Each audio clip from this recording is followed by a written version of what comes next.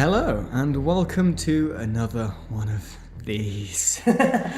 You're stuck here forever now. You're enslaved to the podcast. My name is Geordie. And my name is Gertrude this week. No, it's not really Gertrude, it's Alex. Although Gertrude would be a lovely change. I'd prefer it if it was Gertrude. I would certainly make our couplings look a lot less weird in public. It's actually weird, we're doing this in a new setting, I have to look you in the eye now. That's not something I can bring myself to do. Yeah, we've moved from my humble abode in Reading. Surrounded by your loved, your very loved ones. Yeah, exactly. Surrounded by my incredibly supportive family. And I've now... Said the actor. said the actor. And I've now moved back down to London, where I've started a new job, which is nice, in the industry I actually want to work in, which is even nicer and even rarer. Yeah, well, that's enough out of you. This week we're going to be... I don't know your life story. Oh, I'm sorry, but you know, we've even got lists out this time. We're professional now. We're not allowed to care about each other. We have something else out then, but like... No, I took that away before we started. It's a glass table, you get distracted. I mean, it's a new house, I need to break it in, so I just thought I'd let it all hang, you know. Well, yeah, but it looks like two chicken goujons making out, so... Why do you say that when I have chicken goujons on this table? Like, no, I'm just not going to be able to eat them on the podcast. Screw you. Well, it's very unprofessional to eat during recording anyway. It is very unprofessional. You know what's also unprofessional? Not telling the listeners what you're going to be talking about in the podcast. That's an excellent point, Geordie. God, I can't believe you make an oversight like that. Well, you know what, let's just keep it going now and see how long it takes them to guess. No, that's... Right, so what we're going to be talking about this week, we completely started off in the wrong tone for it now. We really have. Is we're going to be talking about the moments in a video game, our top 5 moments each in video games that made us cry. We don't mean, by this we want to clarify, we don't mean games that were overall quite sad and that we kind of felt depressed the whole way through, although we will give some honourable mentions, I think, to some of those games. No, we mean the particular moments in particular games which actually like left us feeling a bit teary, or in my case, sobbing uncontrollably like a small, like, you know, prepubescent child. Oh look, the chicken goujons are growing. And and we'll also be mentioning some of the games which tried to affect these moments and hilariously cocked it. Yeah, Todd Howard, if you're listening, I wouldn't go any further. Yeah, like just anyone who's involved in irrational games as a studio, you might want to just step away right now because you're not going to hear anything flattering about yourself. How about you step away from your work desk too? You've earned it. Just do us a favour. Just step back from your desk about 6 miles and stay there for about a year. And then when you've thought very hard about your life choices, you may be allowed to step back and try making a game again. Now stand in that corner and think about what you've done. Right, Geordie, do you want to start us off then with your number 5 moment? What brought you to manly tears? Well, this is going to be a stark contrast because my number 5 is what made you giggle. Okay, well, this is a promising start. Mine was Mordecai's dearest Bloodwing in Borderlands 2. Oh no.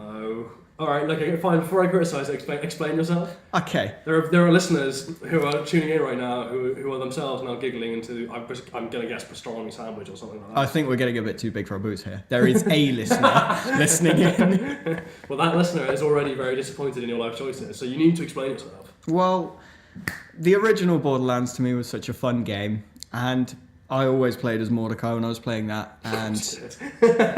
Well, he looks like a dominatrix. What do you think I'm going to do? And Bloodwing was the most awesome action skill that you could use. And you developed a bond over him, and that was only further heightened in Borderlands 2 when you got to see Mordecai out of you playing him as a character. And his interactions with him, you learn a bit of story about them, and then you go and see his head blown off by Handsome Jack. This is the thing, this is why I find it funny though. Like, I've always liked Handsome Jack far more than I liked any of the main characters that you could actually play as in any of the Borderlands games. Including that sodding robot. Hey, you leave Claptrap alone. Claptrap is the most irritating thing. That's not quite true. The Adoring Fan is the most irritating thing. But Claptrap is the most unintentionally irritating thing outside of Jar Jar Binks. Is he unintentionally irritating though? I'm Yeah, pretty sure Gearbox to... just think intentionally irritating is actually still irritating. No, but I think they made him to be like an intentional nuisance, but to be endearingly so, and he isn't endearing in the slightest. He's just aggravating. He's a little endearing. He's like Jar Jar Binks, except slightly less annoying. Like, he has no right to be in that game, and he has no right to exist at all. So, excuse me, he's got his own DLC? I think he does have a right. Oh, well, yeah, where everyone fails to turn up for his birthday party, because even the other characters fucking hate that guy. And he's such a bastard. Anyway. Actually, can I change it? This is really tragic. This is making me cry. That's the real number 5 when no one turned up to Claptrap's birthday. Is That made me weep. Is that your official change then? Is that your official number 5? You know what? Yeah, let's go with it. It's my Were you official. genuinely upset when no one turned up to Claptrap's birthday? Well, yeah. Were you though? Yeah, I thought the little bastard deserved it. that little bastard. He got pizzas, he got music, he was dancing You know what around. he reminds me of? He reminds me of like when you're at university and you're in first year and like you got you're starting to get your tight group of friends, and there's always that one person either in your flat or a friend of yours' flat who always wants to like gate crash these parties you're in and be cool and tries too hard, and it's just a genuine pain in everyone's ass. That's yeah. Claptrap in a nutshell, and that's why I don't like him. We had a guy like that. He dressed like Clint Eastwood and he was repeating foundation year. Oh god. Yeah, exactly. You didn't like that guy, so you have no right to like Claptrap. Yeah, but Claptrap's only got one wheel. I mean, did the other guy have more than one wheel? I'm Yeah, not the really robots confused do. about your ex-flatmate. Well, you didn't see him. You didn't see him. So that's your number 5. That's my number 5 because Claptrap, I'm sorry, bro. To go back to your original number 5 for a second, I don't care about that anymore. we've moved on, Alex. We've now moved on. Don't drag out the past. The past is dead. You're actually triggering my Buried. PTSD from the event by mentioning it. So The thing just is, want to let you know that you're a bastard. I mean, fair enough. But like Handsome Jack is just a much better character. Like he's just objectively more enjoyable to watch on screen than anyone else in that game. And like when he killed basically anyone, I just didn't care about them as much as I was like, oh my god, it's Handsome Jack, yeah! Rather than like. I mean, he did. Bloodwing was the exception. When Handsome Jack killed Roland, which, spoilers alert, but come on, the game's been out about half a decade. Yeah, with if the you haven't done by times. this point, you're only got yourself to blame, to be honest. Yeah. When Slash Handsome your Jack... finances. Nah, it's fine.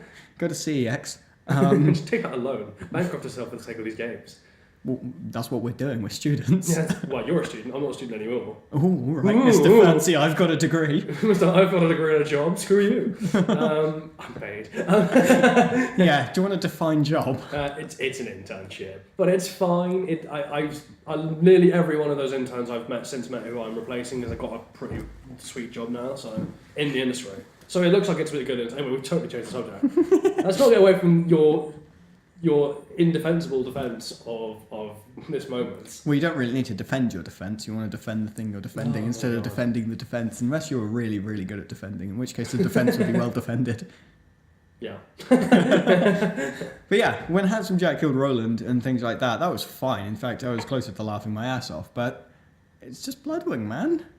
I like love it when he kills Bloodwing. Roland and he just like turns around and goes like, hi. Sup. Yeah, so. God, I love that dude. And when he tries to turn Lilith into a little dominatrix girl by putting a choker on her. You know that was just Handsome Jack being kinky. Anyhow, before some lovely Rule 34 images arise on the internet of that, which I'm sure they already are, I mean, almost certainly.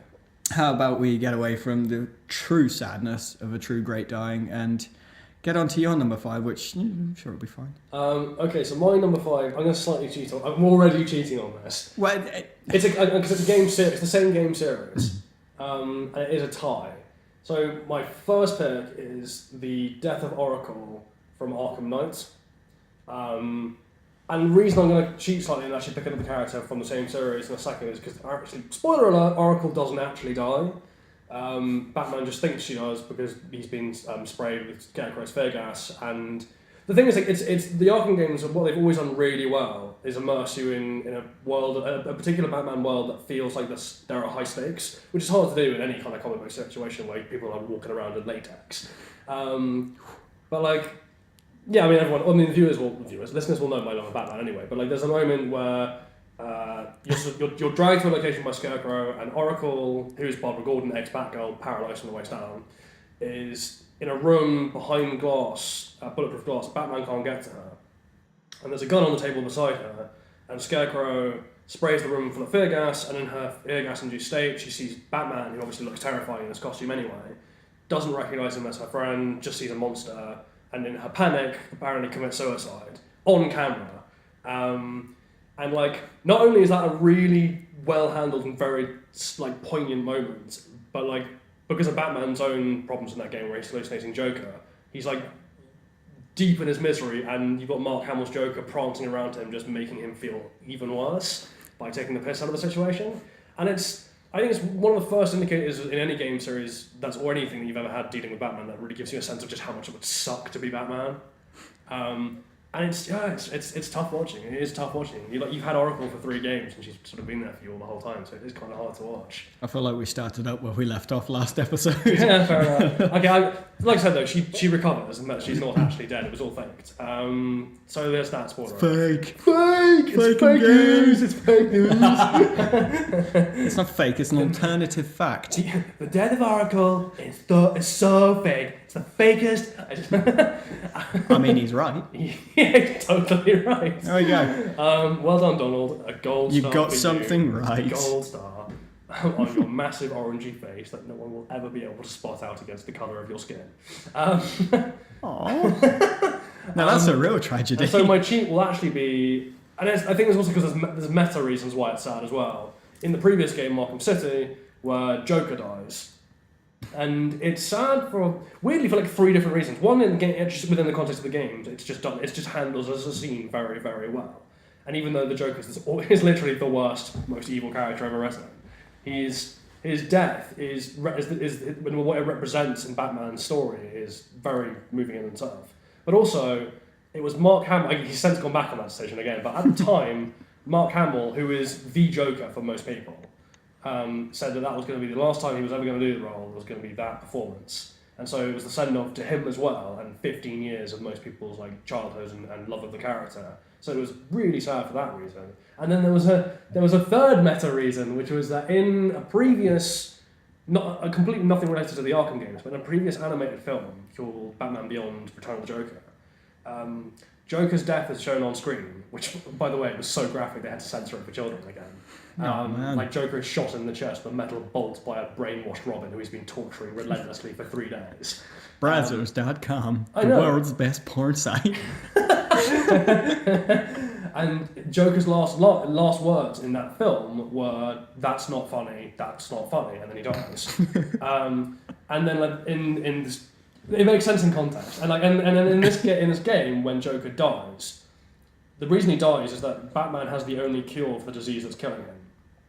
And Joker is afraid Batman's not going to give it to him, and so sneaks up behind him and stabs him in the shoulder to try and get it, causing Batman to drop it, and it smashes on the floor. And like Joker's scrabbling on the floor, knowing he's going to die now, and he's like, "Oh, are you happy?" And Batman says, "Well, do you want to know something funny? Even after everything you've done, I still would have saved you."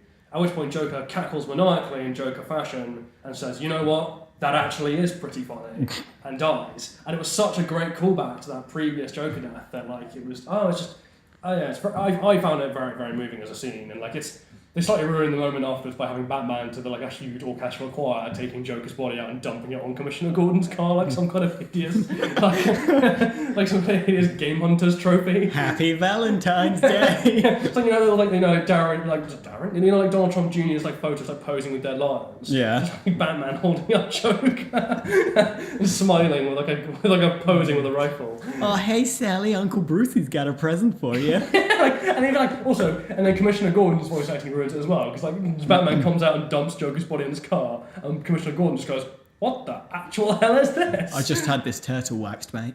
Yeah, literally. It's like, "Batman, what happened? Why is there a dead clown on my car?" Oh god, guys, call in the National Guard. Batman's finally gone off on one. And like that's slightly ruined it, which is why it's only number 5 on my list. But yeah, that was. Gordon's just like, "Batman, this is the 3rd time you've dumped a transvestite hooker on my car dressed as the Joker. Stop. You're like a cat bringing home birds." Or like, as Batman walks off stoically with the body behind him, Gordon just turns around and is like, "It's not gonna stick. It's the Joker. He's gonna be back next Wednesday killing babies or something. Fuck this. Fuck you all." I think that's just a man who's done with his job. That's just Gordon's retirement party. I'm getting the fuck out of Gotham. Screw you people. That's going to be my retirement party. It's like the Lego Batman film where it's like, when he retires, he's like handing over the keys to his daughter, and it's like, the only thing you need to know is this button to push that you get for the bat signal. Like, anything that happens, muggings, toilet water backed up, just press the bat signal. That's the solution. That's all you got to do, it's fine. The easiest job in the world. It's got some way to explaining Gotham's crime rates. But that's my number 5. Moving on. What's your next moment of manly tears? I said last time. I think this one will go. Tears of childlike innocence. I was just going to go weeping teenage prepubescent tears. Weeping triggers a 14-year-old. Hey! I mentioned the word triggered. It triggered me. Exactly. That's why I don't like trigger warnings. Anyway, my number 4 is another one that I think you're going to hate because of your awful hatred of androids and synths, which is... That sounds like something a synth would say. No. We did Fallout 5 episodes He's ago. He's a replicant. Kill him. We have buried it. And this is the podcast where we are officially mad at Todd Howard anyway for the fuck-ups of the Fallout series when it comes to this subject, but we'll get on to that. My number 4 is Samuel sacrificing himself in Alien Isolation to get you to Apollo. Okay, you know what, again, I'm going to let you try and justify this before I try and tear it down. I disagree massively, but fairness, I see why. I do see why. I mean, there's no way I can describe it for it to be unbelievably tearjerking or anything like that, only to say he's a nice guy. This is just because he looks like Toto Wolff, isn't it? Yeah. Yeah. I thought so. That's exactly what... Also, I really hope Toto Wolff played that game and was just really confused by the fact that he's walking around in it. He just like shouts to his wife, just like, where am I? I'm not even going to try and do the Austrian accent. I don't care. I sound like a rip-off Arnold Schwarzenegger. Bromilda, come here. I mean this game. I don't even know what that accent was, but like that's my racism for the day. Oh, good. Your quota's filled. Yeah, no, I have a mandatory limit I have to fulfill every day contractually. Yeah, is this because you live in London now? Yeah, that's exactly my reasoning. No, I sort of get it. I guess. I mean, like he is the only character. Well, that's not true, but like he's one of the only characters and the only prominent character I'd say who's actually got your back in that game. Yeah. The fact that he is, it's obviously the irony of the situation that he himself is a synthetic person and he is sacrificing himself to stop the mother of all AI, destroying his own master in some weird way, technically. Yeah. I just think it's quite good, and the whole gaming around that situation as well is quite good, where you have to help him do it as well. You're not sealed in a room watching him do it. You're helping him sacrifice himself. Yeah. So for me, that was a good one because I really like the character, and I like the character. I just had my issues with him are so petty, and I'll freely admit that they're incredibly petty. But like he's just a shitman's bishop. He really is. He's just not as cool as Bishop is.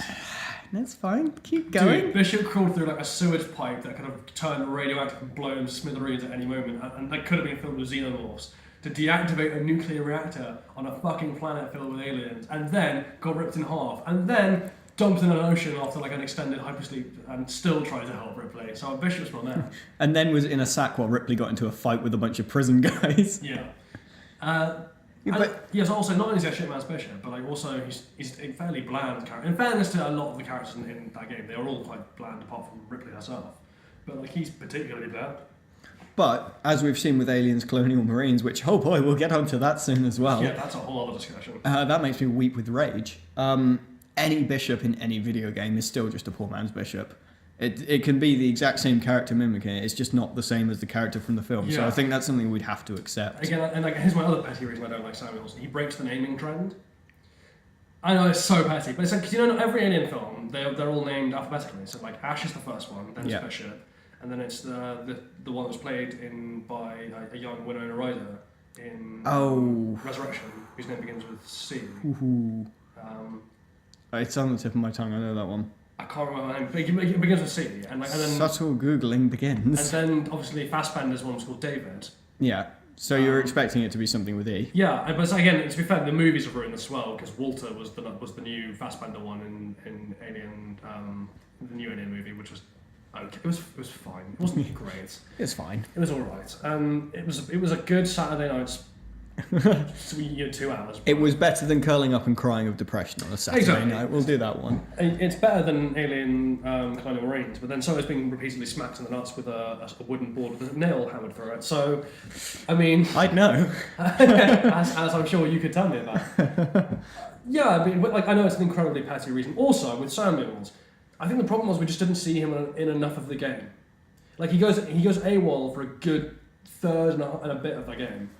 Yeah, but so do most characters now. I know, but that's my point, really, overall. It's like, because the whole game is so strong, based purely off the fact that it's literally just Ripley in the world's shittest situation. I mean, it is called isolation Yeah, for a it's reason. called isolation, and like that plays off really well. So that when you do get other characters turning up, it slightly ruins the tension or the vibe. Because the second another character's in the room with you, you know pretty much the alien's not going to turn up. Like, unless it's a cutscene or unless it's that one unfortunate dude who you meet. Who starts helping you at the start. Yeah, then like you're pretty well assured that the second any of the characters are there, you're going to be fine, and it kind of just. Yeah, but is that not then mirrored by the emptiness that after that person's died, you go back to the feeling of I'm not safe anymore? No, because I think it's just having those oases of calm ruined the tension. Like, the thrill of that game is, and because once the initial shock of the xenomorph's appearance is worn off, it's the relentless tension of it should be nowhere itself anywhere, safe. Nowhere should be safe. And like the game mostly does that. It's just those moments where the characters ruin it. And that's not the character's fault, that's just the way the game's designed. But I come to intrinsically link the two, and that's why I have a slight issue with them. Also, they're just not as well rested as Ripley is. Okay. It was cool, by the way, from Alien Resurrection. Cool. Yep. Back when Winona Ryder was really awesome. She has now returned to being quite cool in Stranger Things, so God bless her heart. She got over her stealing things from Hollywood and then claiming brainwashing as an excuse phase. It's just the microtabs of LSD that the government put in your tap water. Have you ever heard that story? That Winona Ryder literally robbed a shop, and like when she was, I think she broke the window with a baseball bat, like pulled jewelry out through the window. And when the police arrested her, her claim was that she was method rehearsing for a role.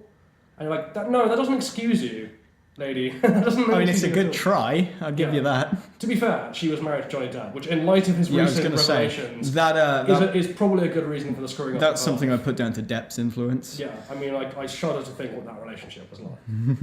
Lots of wine, apparently. Yeah, was it a Vino Forever? It's Wino Forever. Wino Forever, yeah. So that's my number 4, which that's you accepted it. That's better than I was expecting. No, I accept. I didn't feel the same thing, but I see why you did. You sound like my girlfriend. I understand the point of view, but you're wrong. And my one takes precedence. Also, I'm not a girlfriend. I just feel so betrayed right now. I'm sorry. Have you been cheating on me? You're my side hoe. I'm sorry. I'm a side joke. So your number 4. My number 4 is going to be one. It's more poignant. Well, no, it is. It's a crying moment, but it's not like a moment of despair or sadness in the way of like losing a character. It's like halfway through a game. It's just a poignant. It's an explanation for what happened to a character that was never present in the game except in as a character you knew already to be long dead, and that's the revelation of Dr. Sobek's fate in Horizon Zero Dawn. Which, I don't know if you played Horizon Zero Dawn. I have not played Horizon Zero Dawn. So, listeners who don't want us to be spoiled for them, again, skip ahead.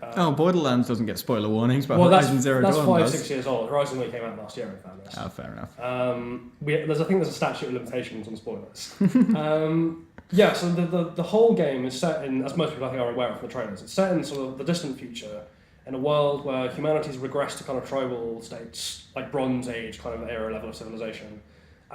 In the wake of some kind of unspecified apocalypse, and now on top of animals running around, there are also kind of robot animals walking around as well that look a bit like dinosaurs, or various like other animals like jaguars or whatever. And throughout the game, your character Aloy, who we're going to have to do a list on my best female characters in gaming because she's definitely up there.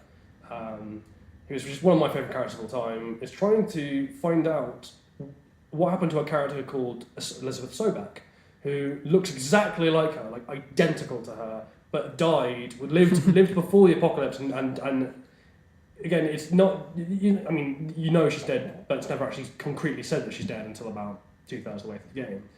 And Sobek essentially sacrifices herself to save humanity in the game through a way which I'm not going to disclose because, like, trust me, you have to play the game. It's amazing. It's not what you expect either. It's not like she sacrificed herself to stop us from being killed by robots. It's actually way darker than that. But like, she's such an optimistic, happy, like, character who just genuinely cares a lot about the fate of every living person and every living thing on the planet. And then she sort of vanishes, and you don't find out what happened to her. And then in a post-credit scene at the end of the game, or just before the credits, I should say, Aloy travels to Sobek's home, her ranch from when she grew up, the 2,000 years before the game started. And you find Sobek's body in her exosuit that she had, her environmental protection suit, in the grounds of the ranch, obviously long since rotted / mummified, but like her suit's technology is still functioning, and so an Aloy plays a recording that Sobek made actually several weeks before she died, where she's explaining how she always wanted to have a child but never could. There was never enough time to a computer she was making called Gaia, and it's a really sad, really poignant moment where you just it provides closure on Sobek's story and to a lesser extent Aloy's story as well, and like Sobek unknowingly comments on what she would have hoped her child would have been like, which is what Aloy is like. And it's just a lovely move. touching moment. And well, it's not a dick move in the way that like the Stranger Things like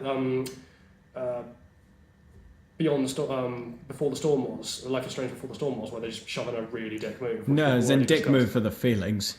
I'm sure it's fantastically well written, just dick move, because at the end, it's another punch. No, I think the players needed it, because it's not like a punch, it's just like that's really touching, and it's just a lovely moment, and yeah, it's everything, if anything, it's actually a bright spot of hope for the game world, and it's really nice. But it leaves you leave that game feeling a little... Yeah, just a little shaken on the emotional front. Yeah. I think it's a bit like when you see a film, like if you just see Pursuit of Happiness, for example. Yeah, it's a bit like that. Like the ending is fundamentally a hopeful one, but it's very bittersweet. You know, like what's created the hope is, the death of a character who is fundamentally such a likable and good person that you wanted them to have a happy ending, and even though you knew already the outcome, even if you didn't know the specifics of it, you already knew. Still seeing it again. Yeah, it's like when people watch. I'm going to be kind of nerdy here, but it's like when people watch Star Wars Clone Wars, which did a really good job of making Hayden Christensen's really unlikable Anakin performance into a likable character, and like that made it worse somehow because you got to really like Anakin as a character, and then you knew where he was, where he's headed, and it's so much worse as a result. It was a bit like that. Like it was hopeful and you liked it, but it was also just like very bittersweet. All right, there's number 4's out of the way. Number 3's, we're starting to get serious now. We're getting on to box of tissues level. We're getting to our worst ones. My next one's a doozy, so I'm intrigued to what yours is. Well, mine is, I believe from here on out, mine are all games that you haven't played yet because they're all indie games. Yeah, I do play my fair share of indie games. Not as many as I'd like. I've played quite a few of them all. Critically acclaimed ones recently because I've started getting around to it. But no, indie games are in general something I don't have a lot of time to do. So my number 3, my first indie game would be You Have One Chance. Yeah, so I haven't played that. Explain this to me. So this one is a game. It's a pixely game. Yeah. You play as a scientist. I can't remember the names of people or anything like that, but it's a scientist with just a small family, just him, his wife, and his daughter. His daughter's, I believe she's either an infant or she's very, very young, like toddler age. Yeah. And you're a scientist, and you start the game. You basically choose how you spend your days. So you can spend some time with your wife, you can spend some time with your daughter, or you can go to work and work on things, and it's all normal. And then on the second or third day, it comes out that there is an incurable disease, or a disease with no cure at the moment, which is a complete epidemic. It's wiping out the planet faster than most of them realise. Actually, I think you'll find that if it's a worldwide one, it's called a pandemic, actually. Just thought I'd leap in a rodeo moment. No, sorry, carry on. That's fine, let's go to number 2. Moment's passed. The moment's gone now, let's ruin this, we're moving on. So it's this worldwide epidemic, using it anyway. I'm going to pan you in a minute. It's this pandemic, and you then choose how you spend your days, but obviously because you're a scientist, you're one of the people at the forefront of creating a cure. Yeah. So the cold, hard, logical thing to do is to spend every available minute at the office trying to create a cure, whereas the human in you obviously wants to spend as much time with your wife and your daughter with them because it could be your last moment. And that's what I mean. You're like, fuck my family, screw that. You have no family. You are a toy. How do you know how I shout to my kid at night? So you can do that, and the game, it's almost the way the game essentially punishes you for being a human being as well, because you go through the game, you get to about the 10th day or something like that, and you either come home with your daughter or from at work, and you find your wife lying dead in front of you because the disease has claimed her. And then you have a few more days where you can see even though it's a pixel game, you can still see the visible signs of deterioration on your daughter. Yeah. Really going down. So again, you're torn between spending as much time with her because she's going to pass, or how have you not been infected? Like, do you have some kind of secret immunity that's keeping you alive? I don't actually know. You are getting. I think you've got something delaying it, but you are, because she's an infant. She's just being affected so much faster. Okay. Your character is. You never know whether it's just him being tired or if it's just him being affected. But if you, up until that point, if you have chosen to spend even one day with either your wife or daughter, the game punishes you in the end with a really cruel thing of you do make the cure on the final day to come home to your daughter and find her dead. Which in itself is a pretty tear-jerking moment. But the other ending is still a morbid one as well, because if you've been cold and logical, your wife has still died, but you've made a cure, you've got it home, you've cured your daughter. But then the final scene is just the two of you sat outside on a bench with just a completely empty world around you because most of the people have perished. So it's both a morbid game and it has one of those moments where you just think, oh, fuck. Just like there's no potential for a genuinely happy ending. It's just the least of the shit options. Basically. It's never happy, which is also, again, kudos to the way that they can still shock you with a tear-jerking moment when the tone itself, there's no stark contrast in the tone. So they did a good job with, basically, they did a fantastic job at making you feel like shit. So that's my number 3. A bit like Colonial Marines, only more intentionally. No, you feel like shit because you realise there are people on the planet that are that shit. Yeah, like in fairness, if most of the planet had been wiped out in Colonial Marines, it would have improved the game no end. So. Yeah, we have an honourable mention section in this thing. Can we also have the dishonourable mention for that one specific game? I think under the same heading, yeah. Oh, yes. See, I mean, I can't comment because I haven't played that game. It sounds pretty brutal. Like, hey, so it's a pixel game, so it's not like particularly high graphics. It's a pixel and it's a side scroller as well. So there's absolutely there's nothing on the graphical front. So it really is dependent on the strength of the storytelling, in other words. Yeah, and it's I think it's either a silent game or there's no speech. It's just a bit of background music. So it really is just. To be fair, I think speech would have ruined, like LucasArts style Secret of Monkey Island type speech might have ruined that vibe suddenly.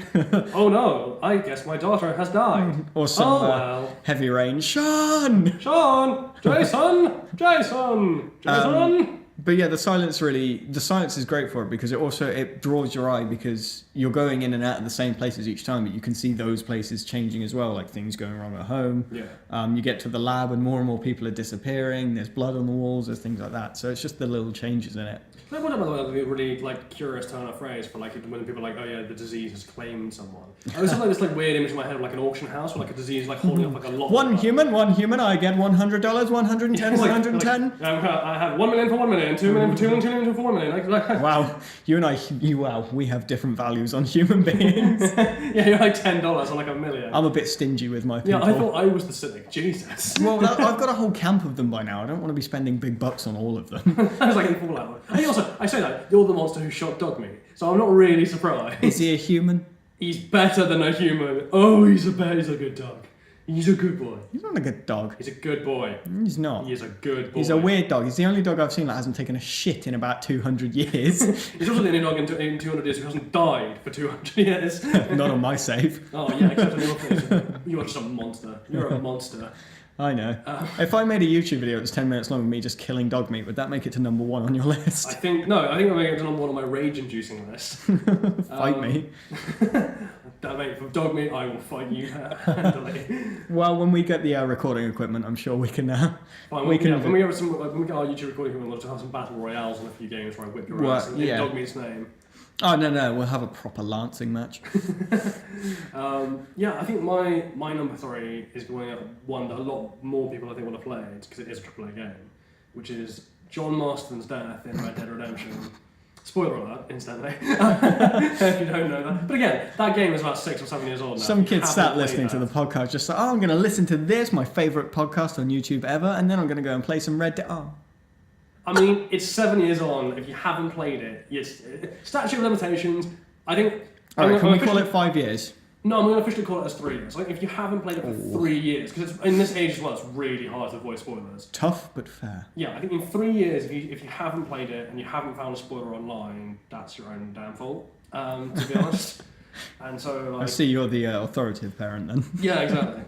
And Oh, you fell over and broke your leg? Tough. yeah, I'm that parent who's like, you were running with scissors and cut yourself, and I hope it's taught you a valuable lesson. Dipshit. Now pick up your hand and think about what you've done. Now pick up the remains of your scrotum and go to hospital and think about your life. Now you sound like my dad. Yeah. Yes, John Marston's death. Where do I begin? I mean, Red Dead. Oh, you played Red Dead, I'm presuming. Everyone's played Red Dead.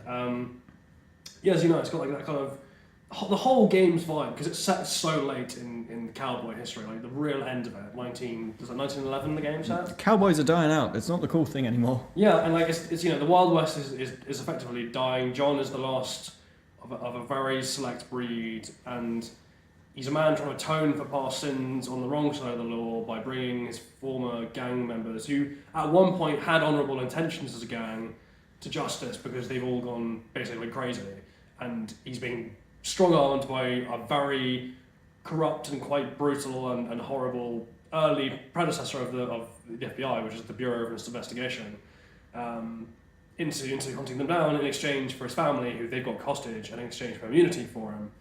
And he's reluctant to do that, but he knows it's the right thing, and it's his struggle throughout the game. And, all throughout the game, John has just got this amazing acerbic wit. He's a deeply compassionate character despite his many flaws. He always looks out for the people he can look out for. He's got regrets, but he doesn't let them dominate him. He's just he's just got one of the best voices of any character. He's just a really cool guy. And Is this why you're sad? Is he your man crush? He is one of my man crushes, I'm going to be honest. Oh.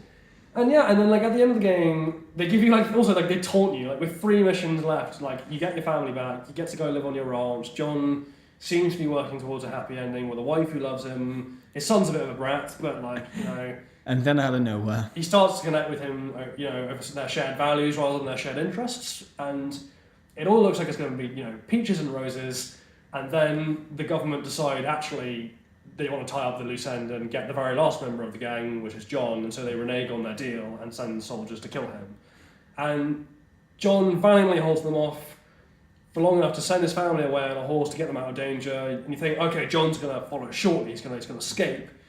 But no, he marches out of the barn, and he opens the doors in that dramatic fashion, just sweeps both of them open, and you just see essentially like a firing squad of like 40 guys about 10 feet away from him, rifles pointed, and like the game even gives you the chance to take down some of them with you, and also like it's quite a brutal cutscene. Like he gets mown down essentially, and like manages to like stay standing, but despite being riddled with about 40 bullet holes for about a second or two before he collapses gasping and dies. And then just to add to the cruelty, the game switches you over to Jack, which is a cruelty in itself, because fuck Jack. And then you ride back, and his wife Abigail sees his body and just breaks down, and you're just like, this is just a horrible moment. This is bad enough they didn't even end it right there. They were just like, no, let's give a couple more missions just so we can, you can go back to the body. Yeah. We can really hammer it home that he's dead. Also, then you have to play as Jack, who's just an unbearably annoying character. The game stops being fun. Yeah, it really does, because of Jack. John, absolute legend, really cool guy, riding his horse, looking like a badass. Jack's got the shitty Johnny Depp goatee beard, and like a whiny, nasal, annoying voice, and like when you're riding, he's like, "Work your damn neck," and it's just like, wow, I hate you so much.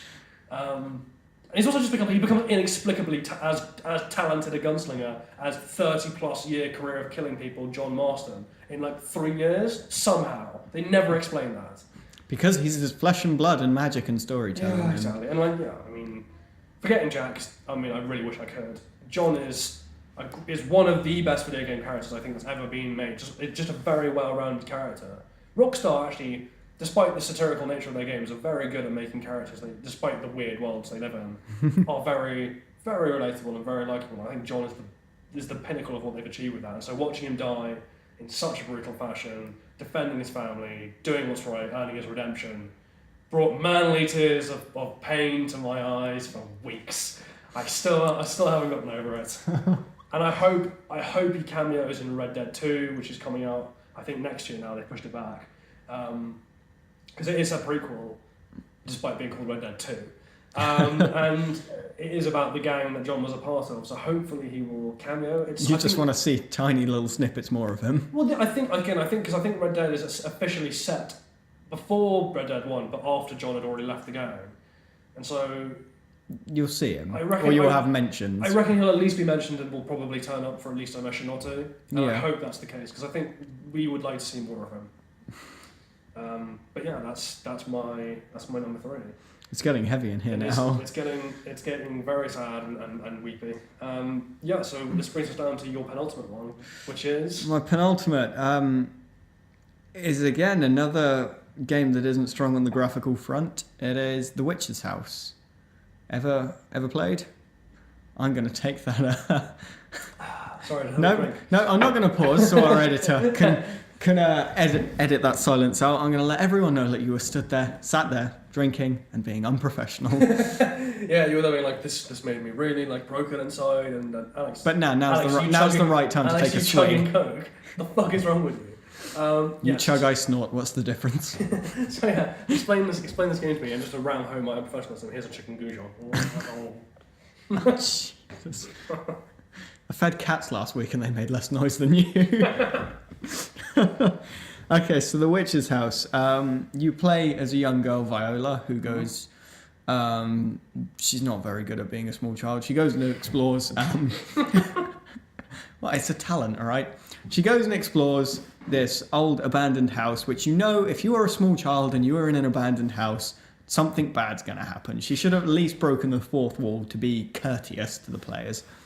Other than that, fine, she's a stand-up girl, whatever. You go exploring around this abandoned house and you become trapped in it because, you know, it's a witch's house.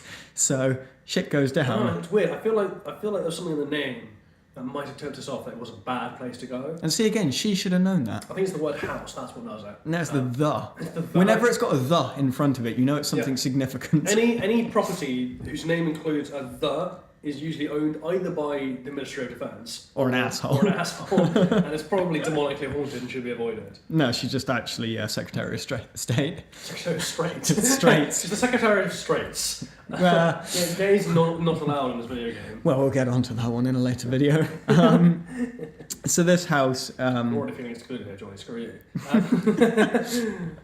It's fine, we'll let in halfways. Halfway. Well, We can call it the halfway house. Oh god! This is the halfway house. It's for bisexuals. Have fun. Bye. There's no segregation here. Or literally, it's the house for gay people and the street is for straight people. And if you're bisexual, you just have to stand straddling the doorway. Ooh.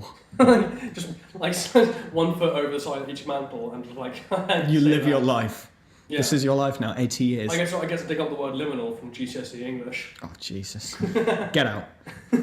My GCSE English, they basically told us of the, funnily enough, the significance of the word the. And that's about it. I mean, Moment of surely silence. The significance is that it's a signifier, that's its purpose. It's a different face. Anyhow. Yeah, so explain Witch House to me. So this little girl So- is a fucktard and goes in and gets haunted. Essentially, yeah. She makes a buddy of a little black cat because, you know, it's a witch's house and there's a black cat. The warning signs are there, kiddo. And the house traps her inside it. So she's all the time she's trying to find a way to escape and avoid all the bad shit that is happening to her.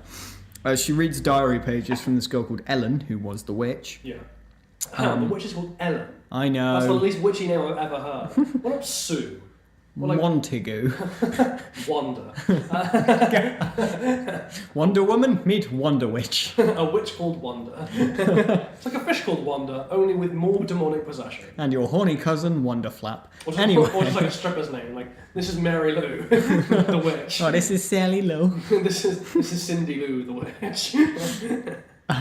So yeah, Ellen, not Cindy Lou. There's also diary extracts from her as well, which you pick up as Viola. One of which mentions the desire to swap bodies. She wants to be a normal girl as well. So her desire is to swap bodies with someone using her magical arcane arts. She sounds a bit like Coppelia from the ballet. No. You uncultured man. Coppelia is basically it's like a version of Pinocchio, but it's a bit like that. Where actually it's a bit more like Pygmalion really. But someone makes a life-size puppet of a woman and falls in love with it, and then the doll ends up stealing the soul of another person to bring itself to life. Sorry, I'm just thinking All right. Coppelia, because it was made into a ballet, which is a very good ballet. It's based on an E.T.A. Hoffman novel. Anyway. It sounds like the very first sex bot to me. So. I mean, yes, but it's like Revenge of the Sex Bot where it comes alive. Oh, please tell me it wasn't made out of wood. No, it's been a clockwork and porcelain as far as I remember. Oh, nothing to get you stimulated. Yeah, anyway. I mean, nothing better than sticking your dick into a bunch of whirring gears and metal cogs. We said we weren't going to make jokes about stuff. I'm surprised she hasn't killed us on these podcasts yet. You think she listens? Do you think anyone listens? Oh wait, no, that one guy does. That one person does. I love that guy. I'm going to remember his username, get it tattooed on me. I think it's a she. I think our user. I think our listener is a she. Feminism. I'm going to say user like we're in Tron. A user. A user. Sorry. So, yeah, tell me all about Cindy Lou the Witch. Cindy Lou leaves diary extracts around so you can read up and find out all about her because convenience plot device. That's very considerate of a witch. Like, a witch named Ellen. Of a witch who doesn't think anyone's going to be in her house. That's very, very considerate of her. Also a witch named Ellen who keeps diary. Which is not like Sabrina the Teenage Witch. No. Doesn't mention anything about Robert Pattinson in there. Anyway. And through these diary extracts, you realise that she has the strong desire to obviously be a real person. So she wants to switch bodies with someone. And you kind of figure, that's why she's targeting me. So the whole game becomes about escaping her, dodging her, getting away from her. And eventually you do manage to pick up her knife, which is what she used, the sacrificial knife, which is what she uses to switch places with people. When you have that, I don't think you have control over the house, but you break her power over the house, so it becomes a normal house again. You can leave. Yeah. And then the final scene. So up until then, it's fine. You think you've just won. It's brilliant. You've beaten Cindy Lou. And you burned her silly diary entries about which boys she likes. Petted the cat, and you get to go home. Except you find out. That this magical experiment thingy to switch souls had taken place already. So the girl you were playing as, the one you thought was Viola and the good girl, has all along been Ellen the Witch. And you see this now mutilated, crawling towards you, Ellen, essentially, but obviously with Viola's soul inside her, crawling towards you, trying to then switch back with you, who you've been avoiding for this whole time because you think that's the bad thing.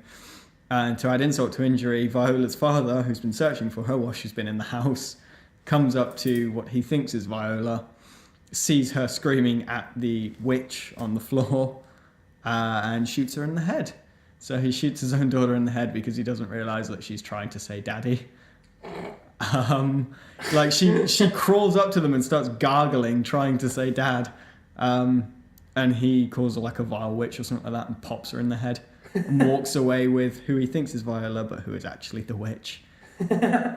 Well, I mean, like maybe it's a happy ending, just depending on which character's perspective it is. Like, no, it's a happy ending depending on how much of an asshole you are. If you're a normal person, it is not a happy ending. I put the blame squarely on the dad. For anyone who names their child after a musical instrument is asking for trouble.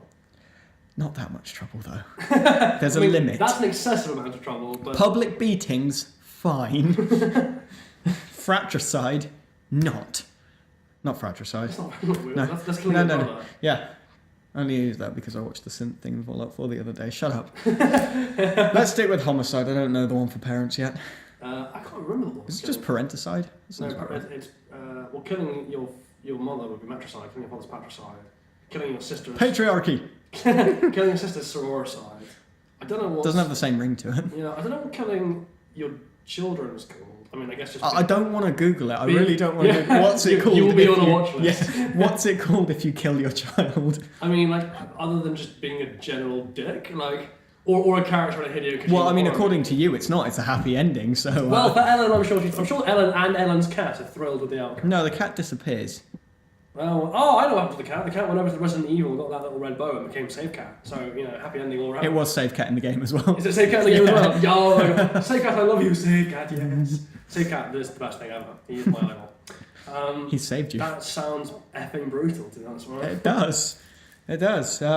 It's one of those ones where you've been playing it the whole time. You think it's just one of those cheap indie horror games that you're just going to get a few jump scares out of, and it's fine up until the end, and then you realise your entire soul's been destroyed. Yeah. So yeah, that's my That's your that's my number 2. See, my number 2 is going to be a weird one for some people. For people who play the game, I think especially people who play the game are going to be a bit like confused by my choice here. That's more my personal connection to the characters than the actual game itself. If that makes any sense. And that is the murder of Zeke in the evil ending of Infamous 2. And of course, you played the evil ending. Well, I played both endings in fairness. So, I went back and I think I played. In Infamous 1, I played evil ending first, then good ending, and then in Infamous 2, I played good ending first, then evil ending. Actually, and I played a good ending in Infamous 2 because I liked Zeke so much, and so this evil ending kind of like pissed me off a little bit. So yeah, basically, like throughout the Infamous, the basic premise of it is what would happen if you give superhero powers to a real person? Like, what would actually happen? What would they be like? And would they choose to be evil or choose to be good? And that's basically the main game mechanic is that karma system of like whether you choose to be chaotically evil or try and use your powers selflessly for good. And like Cole is the main character. He's got electrical powers, and he's a kind of glib, snarky, slightly downbeat, cynical bike courier who's been given all these powers, and his best friend Zeke, who's been his sort of best friend since before college, and like is a bit of a waster, like kind of slightly overweight friend who plays video games a lot and eats a lot of pizza, like a bit of a cliche. So super innocent, kind of. Yeah, a bit of a cliche. Like has a kind of Elvis pompadour haircut and shades, and is. Oh yeah. But like he's really and has like a southern twang in his voice, but he's really cool. He's just a really like good mate, and quite well written as well. So like you actually feel that friendship between them. And then in Infamous 1, he gets increasingly jealous of Cole, the attention Cole gets as a hero, and whether for good or evil, and tries to dick over Cole at one point to get powers of his own before realizing what a cock up he's made and trying to make amends. And a lot of Infamous 2 is his attempt to make amends, and in the end, Cole does forgive him, and they have a. Again, it's a bit like that thing I was talking about with the other games, like with Marston, where you get to play like the happy missions beforehand.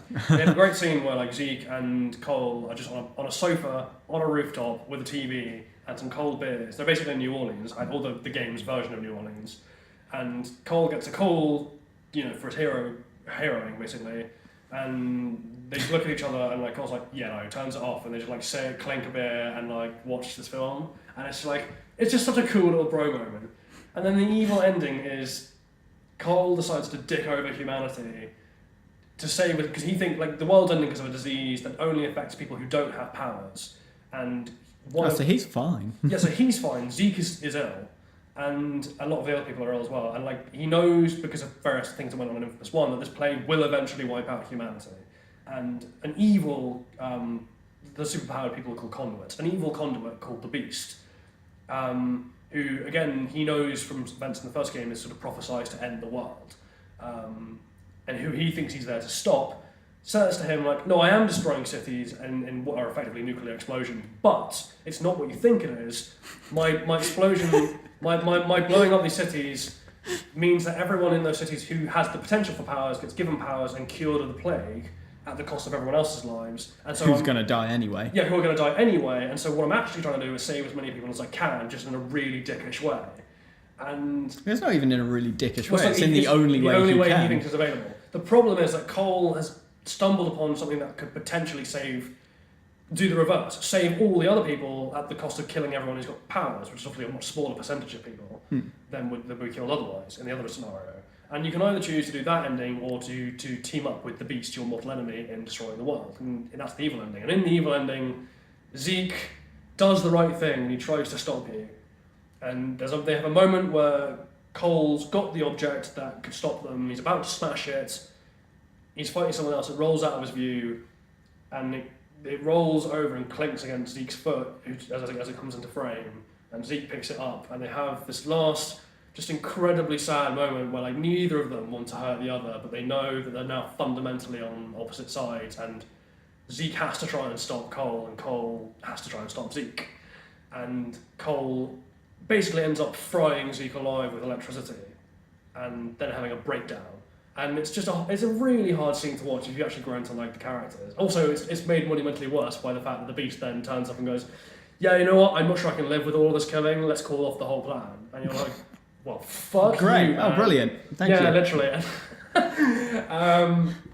which I guess is sort of your comeuppance. Although, like, the plan still does work out as the Beast intended in that ending, because Cole just takes over as the Beast. Yeah. But it's a really hard scene to watch because they've had so much development as characters and their friendship's gone through so much rocky shit already that you really wanted them to make it out of it okay.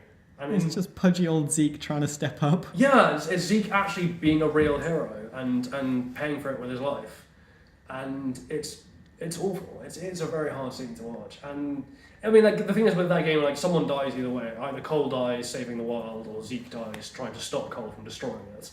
And yeah, I mean, that way in particular just sucks. It sucks because you have to kill your best friend, knowing that that's the only way to save your own life as well. Yeah. Also, like, it's probably kick you in the teeth. It's helped along tremendously by some very good soundtrack scoring by, I can't remember his name off the top of my head, but he's one of Hans Zimmer's proteges. Ooh, that will be good. It's like him and Lorne Balfe and a couple of the other ones are like the Hans Zimmer kind of like the group essentially, yeah, and like there's the Zimmer zealots and zealots even. This one went sort of mostly into video games, like as did Lorne Balfe before he's moved on to movies, and it's very well scored, and the track is called Half as Long, Twice as Bright, in reference to a Chinese proverb that the two quoted each other about, like, during the course of their friendship, about trying to live fast, live fast, die hard, the flame that burns. Yeah, twice as bright, half as long, yeah. Twice as bright, and like that's the last line they say to each other. Zeke picks up this device that could stop Cole,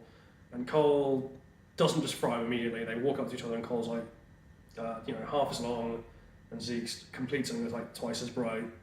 I've got to try this, and Cole just stands there and goes, "Yeah, I know," and like that's all I said. And it's hard to watch, but like it's weird as well because it's such a jarring moment in a game series that is darkly toned, but isn't really a dark game. If that makes sense, like it's quite because it's done in a very comic book style. Like there are dark elements to it and dark story elements, but it's always done in a way that feels mildly detached and sort of like, this is a comic book world. So there's like a lighter feel to dark events. Yeah, and except for that one where you're just like, it's just inescapably like you're gonna have to do something that's just really horrendous. Like not even like morally, it is morally horrendous, but like not any kind of grand moral choice, but just for your character. For personal reasons, it's personally it's awful, and it's just real. It's difficult.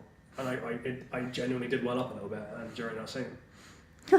Sounds very hard for you to admit this. Yeah, no, I've got a bit of a sucker thing for bromances in games, real bromances. Like, despite how badly it was done, it's like Call of Duty. Despite how badly it was done, I did weep for Soap. I really liked Soap as a character, and like just watching him die in such a punk ass way was such a middle finger from, I think it was Activision did Modern Warfare, wasn't it? Yeah, probably. And like I just, oh god, my rage. Also, like, Soap's always been fucking shot and stabbed in the first game, saves his best mate, earns everyone's respect, and then dies like a punk in Modern Warfare 3 after a whole other game of being a badass. And like, just, it's so infuriating. Anyway, that's a whole. You're getting very animated here. Would you like to have 5 minutes where we sit down and have a cup of tea? Yeah, just like talk out our feelings. I hope that's what this was. So that's my penultimate one. So I think before we move on to the final ones, we have some honourable and dishonourable mentions. I think we have some honourable mentions for games that had moving moments. I think people will want us to talk about, and also ones that tried to and hilariously flopped. I think let's start with the honourable mentions first. Start on a high. So I mean, the really obvious one that every gamer knows, it's etched in gaming lore now, is the death of Aerith in Final Fantasy at the hands of Sephiroth. This is actually an interesting one for me. As someone who's like, I know it's not a huge age gap between you and me, but as someone who's about 2 or 3 years older. When you get to my age, your joints don't work, and you spend all the time in hospital. Such. Oh yeah.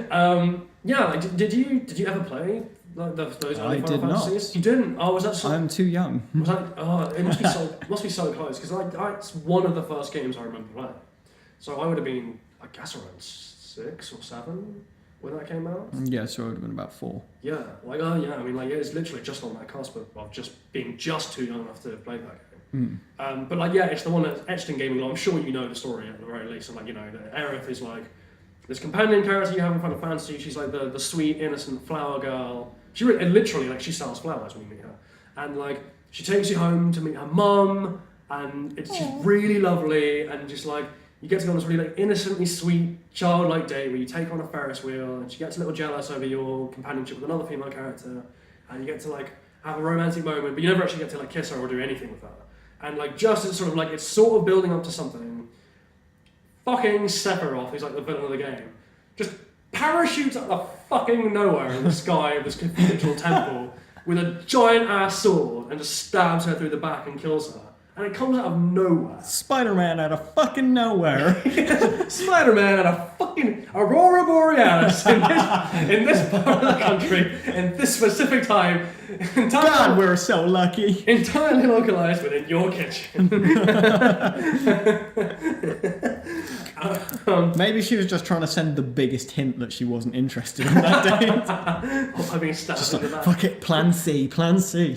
And like, yeah, it's that's the one that everyone remembers, and it's famous. I think the reason I didn't include it on my list is because I was too young to really appreciate the full weight of like that relationship. At that point, you're still young enough where like you get invested in the story, but you don't necessarily understand all the nuances of the relationship between characters. These are adult feelings I do not get. Yeah, literally, and like you get sad. I mean, hilariously, I think at the time I was more sad because I'd ploughed so much time into improving her stats. That could have gone a completely different way. Okay, I invested so many dirty. She's like 12. Fuck's sake, man. I didn't know. But like, yeah. She said she was 18. Oh no! What are you, Kevin Spacey? Take your pick. There's a bunch now. Yeah, there's a bunch now. Yeah. God, that's wild. Anyway, like, yeah. So I invested so much time into improving her fucking stats for team because it's like team-based combat. And then she died, and it was all wasted. All of my energy. Yeah, like that's what I was angry about more than her actual death at the time. If I'd have known that, I would have just kept you as a level 1 base character. Yeah, it's become famous. Like it's so famous that the incredibly nerdy references, which I love in Wreck-It Ralph, you know, the Pixar movie, include a bit of graffiti on the wall saying "Aerith lives," which is such a flashy little miss at the moment. But like it's any real, I hate that expression. I'm not going to use that expression. Apologies. But like anyone who knows the history of Final Fantasy. Which is most gamers, I think, at this point. I caught the reference. It's quite funny to see it.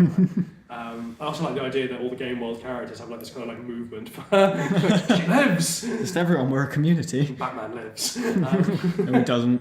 No, he doesn't. No, he's not allowed. He's dead inside. He's been dead inside since he was 7 years old. Same as his parents. Where are the drugs? On a complete tangent, I love how lost the world's greatest detective is in the Christopher Nolan Batman. It's like, first movie, where are the drugs? Second movie, where are they? Third movie, where's the detonator? Like, someone sits him down, look, fucking you're the detective. You figure it out. Yeah. Dick.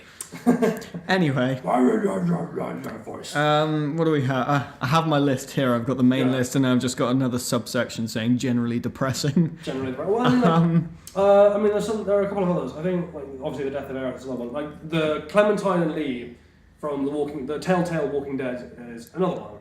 Which I'm going to be honest here, I'm not a big fan of the Walking Dead as a TV series. I liked the first season. It is a show that has long outlived its natural lifespan. It's outstayed its welcome. It's ironically become a zombie show. Like it's repeating the same tropes again and again with characters who are now so dead to any kind of morality or genuine feeling because of what they've been every through. season we kill off one big character to keep people fresh. It's always a minority character. Like John Oliver made the joke that like The Walking Dead's a bit like, you know, the financing of social systems in America, and that it disproportionately seems to target the like ethnic minorities. I don't know, a white guy died once. I think I saw that. Yeah, he's now playing the Punisher in Marvel, so apparently that was a massive step up for him. Champion. Champion! And like, it's a boring series. But like that game series brought back the human element from the first series really, really well by having one of the main relationships between Lee, who's like a guy who was a convict before the whole outbreak started, and again, sort of a bit like John Marston trying to find his redemption, and Clementine, who's a small girl. And the ending of that story arc is it comes down to a choice essentially. Like Lee gets bitten, and there's a choice in leaving him handcuffed to a radiator to turn and have Clementine abandon him, or for her to saw off his arm and try and see if that stops infection, but then he'll probably bleed out. And like whichever choice you make comes to a heartbreaking conclusion, and the voice acting is so well done, particularly actually, and kudos to whoever was voicing Clementine. It probably wasn't an actual child, but like portraying a child, if you're not a child, is hard enough in itself, but also just getting a genuine child actor who can actually act is tough in itself. And like to get that voice acting to be so believable and so moving in an otherwise just worn out series is quite a feat. So I think that's something that deserves a mention. Well, that's why Walking Dead was so strong at first, because the thing about you're living in post-apocalypse...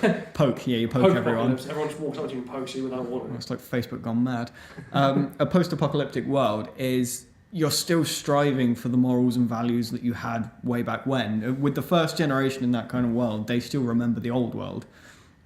And that's why it's quite heartbreaking, because those people are still trying to... cling on to some element of humanity. They're trying to live their lives as much as they did before this apocalypse, which is what makes it so emotionally relatable as well, because it's the sort of things you can imagine.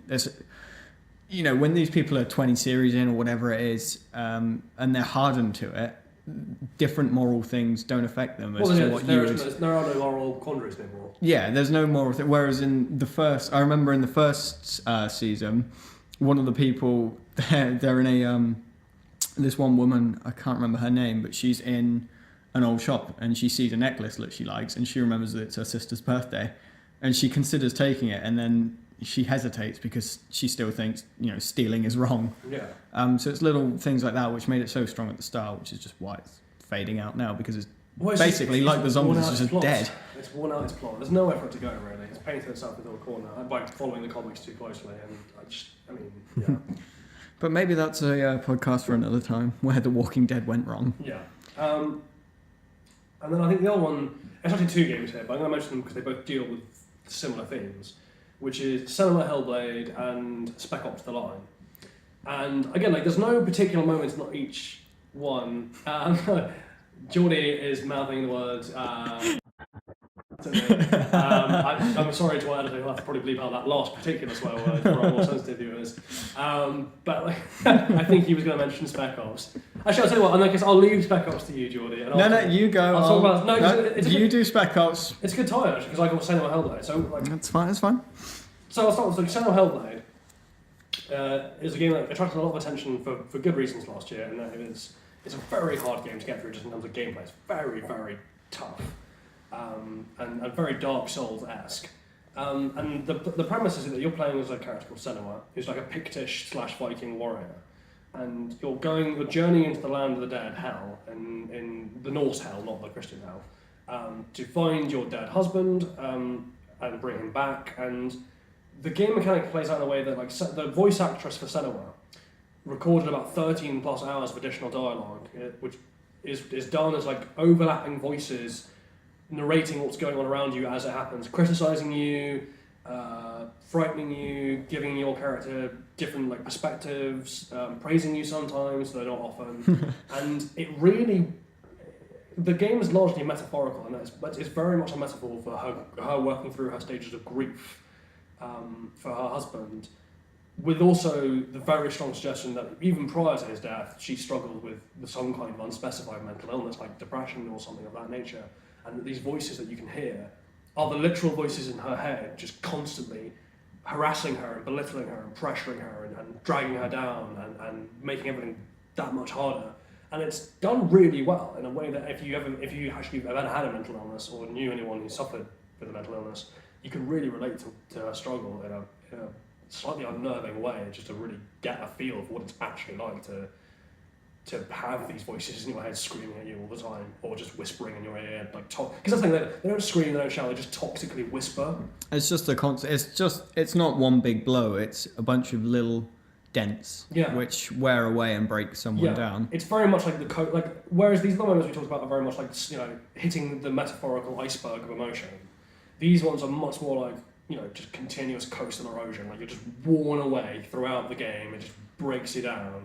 And it actually largely has an upbeat ending, weirdly, Senua, but it's the struggle, and also the game mechanic reinforces that with a very Dark Souls, incredibly punishing, ground out, I should say, just really, really unforgiving gameplay. Also, there's quite a clever thing that they lie to you in the early narration. So the early narration from her own voice says oh, you can't really die here. If you die, you just go back to the beginning. And that's not actually true. If you die a certain number of times in that game, the game ends and you have to restart the whole thing, and you can't save it. So like that's a really interesting thing that even as a game mechanic, you can't trust the voices, and that level of punishing difficulty just really brings home that sense of struggle. Yeah, of suffocation and being entombed within your own mind, as it were. And it's tough watch, and like I'll leave Spec Ops to you actually because it does deal with similar themes, and like you are going to talk about it. So run our listeners through Spec Ops. That's a brief one on Spec Ops because it's not like a one moment type thing. Or there is one specific moment I'll talk about, but just the entire purpose of Spec Ops is another game that will show you. This one in this case shows the brutality of war. It's like a PTSD thing, isn't it? It's one of those eye-opening games. It's supposed to highlight a specific mental illness or anything like that, or any kind of traumatic event, and it's the white phosphorus part in Spec Ops: The Line. Oh my god, yeah, that is just what it walking through the aftermath. Very similar to that scene in Jarheads.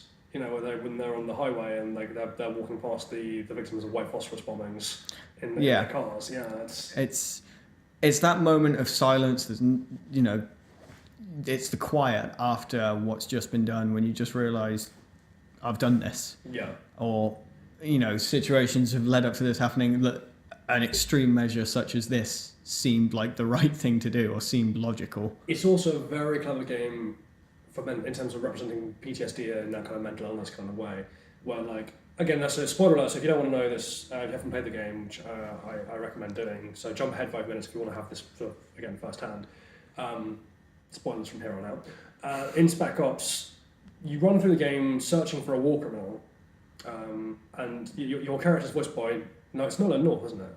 From Uncharted, and like it's a very different thing to his Saints Row 4 appearance. Yeah, but it's like a thing. Like Nolan North always plays like kind of glib, smiley, happy, Indiana Jonesy kind of hero, and like you expect the same kind of thing from him. Like it's like he's definitely the good guy, right? And like so you and your small team of Marines trying to bring this guy to justice, walking through the ruins of a fucked over city that's been completely devastated by war and war crimes, and various moments happen throughout the game where like you'll see something one way or like you'll experience a moment in the game and it'll be blamed on this guy you're chasing, or it'll be something that you're seeing something but your men react to it weirdly and or like have a conversation about you that comes across a bit odd, that you don't quite understand what they're getting at, and then at the end, like for example, there's a moment where one of them they argue about how fit you are for command and like what they're actually doing listening to any of your orders, and like it doesn't make any sense to you at the time because you're just playing through thinking, well, I've just been doing this fine. Like your orders seem perfectly reasonable, and like you don't get why they're arguing, and then at the end, that moment is revealed to be because you're the war criminal. The guy you're chasing's been dead for weeks, and like actually all these horrors you've seen, you created and you caused, and that's why your Marines have been getting increasingly like freaked out and divided and don't know whether to listen to you anymore because they're starting to realise that you did this and question you. And the reveal of that is a bit like it's a weird comparison, but for anyone who's seen the film A Beautiful Mind, where, again, spoiler alert for that film, but like where Paul Bettany's character turns out to have been a figment of Russell Crowe's imagination the whole time. But it's filmed in a way that you as the audience totally believe in the reality that he perceives, that the character perceives, and so the revelation that it's not real is just such an effective moment at showing the audience what it's actually like to have that illness and come to the realization that what you thought was real is a lie, or is your mind playing tricks on you and can't be trusted. And it's such a kick out, like it's that very like reality kicked out from under you moment where you're just like, oh, holy shit. Yeah, it's the reason why it's not in either of our top 5 lists, I think, is because it's not so much a tear-jerking moment, it's more of an emotional overload. Yeah, it's moment. It's a my God, what have I done moment rather than a it's you go back through in your memory every single hour that you just put into the game and just think, oh. Yeah, like everything you've done gets called into question. Because like the most moral thing to do would have been not to pick up the controller. Yeah, literally. But like that's the great glory of the game. Because again, like you think it, like you play through the game, being like it's a fairly fun, pretty standard shooting game, and then you get to like the big reveal, which is like jokes. This isn't a standard war game. We're showing you what war criminals actually are, and you're one of them. And you Have just fun. sit there shaking. I was not prepared for this. Yeah, like I do you not basically know. like the game makers are just there to point the finger at you at the end and be like, look what you've done. You're a monster, and it's just like it's really effective. Okay. If we keep on the war theme, I have a small place in my heart for the second Call of Duty game, Big Red One. I know you have some other Call of Duty characters which you would much rather have up there, but for me, it was just Vic and Brooklyn. I mean, yeah, I'll give you that one. It's just the whole way through the game as well. It's quite clever when you remember this is just quite an early PS2 game as well. Throughout the whole game, you're with pretty much the same squad, and as you're moving through the time, you can see different things changing. Like they react with you differently because you've been promoted, so they show you more respect. Their uniforms change, their ranks change. The only thing that stays consistent really is their nicknames and just their names, obviously in general. So you get to know them as much as is possible in a PS2 game. That's a weirdly disturbing thing to see. I'm not even going to explain what I saw. I'm gonna leave it for you guys to guess. And then spoilers alert, but really, the game's been out for quite a while now. Over a decade at this point. Vic, I believe it was Vic's death. He dies just as you are going through one of your missions, and he opens a doorway into a house that he believes is either derelict or there's no enemies inside. Kicks the door open only to be met with a buckshot. And Brooklyn is the main one for me as well, because your final mission you're going through, they call it the Dragon's Teeth, so you're assaulting this compound, and there's all these concrete slabs which looks like dragon's teeth obviously going through, and then you start getting mortared, which is brilliant, and you only realise this when you're right in the thick of it, so you've got to run back, you've got to get out of the way of the mortars, and Brooklyn is your squaddie who's leading the charge, and he doesn't make it back, and you're not allowed like the chance to look at his body either, because you just got to see it, glance at it, and then run as well, otherwise you'll get mortared. So it kind of plays true on what you would actually be like in that situation. I know they tried to recapture it slightly in World at War when they have Roebuck and Roebuck stuff, or potentially, because again, like, it's up to your decisions whether it's Roebuck or another character who bites the bullets. But like it's essentially the same thing. Like you're assaulting a kind of Japanese compound and like you get mortared and like someone dies. Yeah. It's either Roebuck gets like stabbed, or I can't remember the other character's name. The whiny corporal dude gets blown up. Or some guy pulls a grenade. Yeah, something like that. And he gets stabbed, but I think he survives that, and then a guy pulls the pin on his grenade and holds on to him. Yeah. Bit of martyrdom. Something like that. And like I think that was an attempt to recapture that moment. Yeah. So yeah, that makes it onto my list. And really the only other one that I have as well is Saints Row 2 with just a Carlos, man. Did you play through Saints Row 2? I think Saints Row 3 was the first one I picked up. It was Saints Row 2 was back when Saints Row was a bit more gritty. It was still a bit weird. Is that the one where like is that the character where like they reference him when the gat out of hell? They probably do. Where Yeah. he's in hell. Yeah, they probably do because they like bringing back old characters. He's the does he wear a purple cap? I think so. Yeah. But basically, when you're in Saints Row 2, the ending to Saints Row 1 is that you're all on this boat explosion. And your character survives. In Saints Row 2, he's in a prison hospital because he's been in a coma. And you wake up and this kid has got himself stabbed just so he could get into hospital to see you. And he helps you break out. And then you start putting the Saints back together. So you go and rescue Gap because he's on trial because, you know, he killed a fair amount of people. Like half the population of North America. Pretty much. And one of your fourth missions, you've been kind of dicking around with this gang. And they decide enough is enough. And they kidnap Carlos and they tie him to the back of one of their trucks and drive around the city, and you've got to chase the truck down with him tied to the back of it, shoot out the tires and stop the truck. And then there's that final cutscene where your character kind of sees him and he's just obviously completely mutilated, just about alive, so your character has to put a bullet in him just to give him a humane killing. So yeah, as weird and odd as Saints Row could be. That's so anti-tonal for Saints Row. Like, well, it wasn't anti-tonal for the game because the first two were way more gritty than the jump to first Saints and Row the 4, second. where like the final You've mission got is superpowers. Well, no, like Saints Row 4, where like the final mission is like you storming your way to the top of a skyscraper whilst I Need a Hero is playing and you're butt naked. That's like, Saints Row 3. Is that Saints Row 3? That's Saints Row 3. Yeah.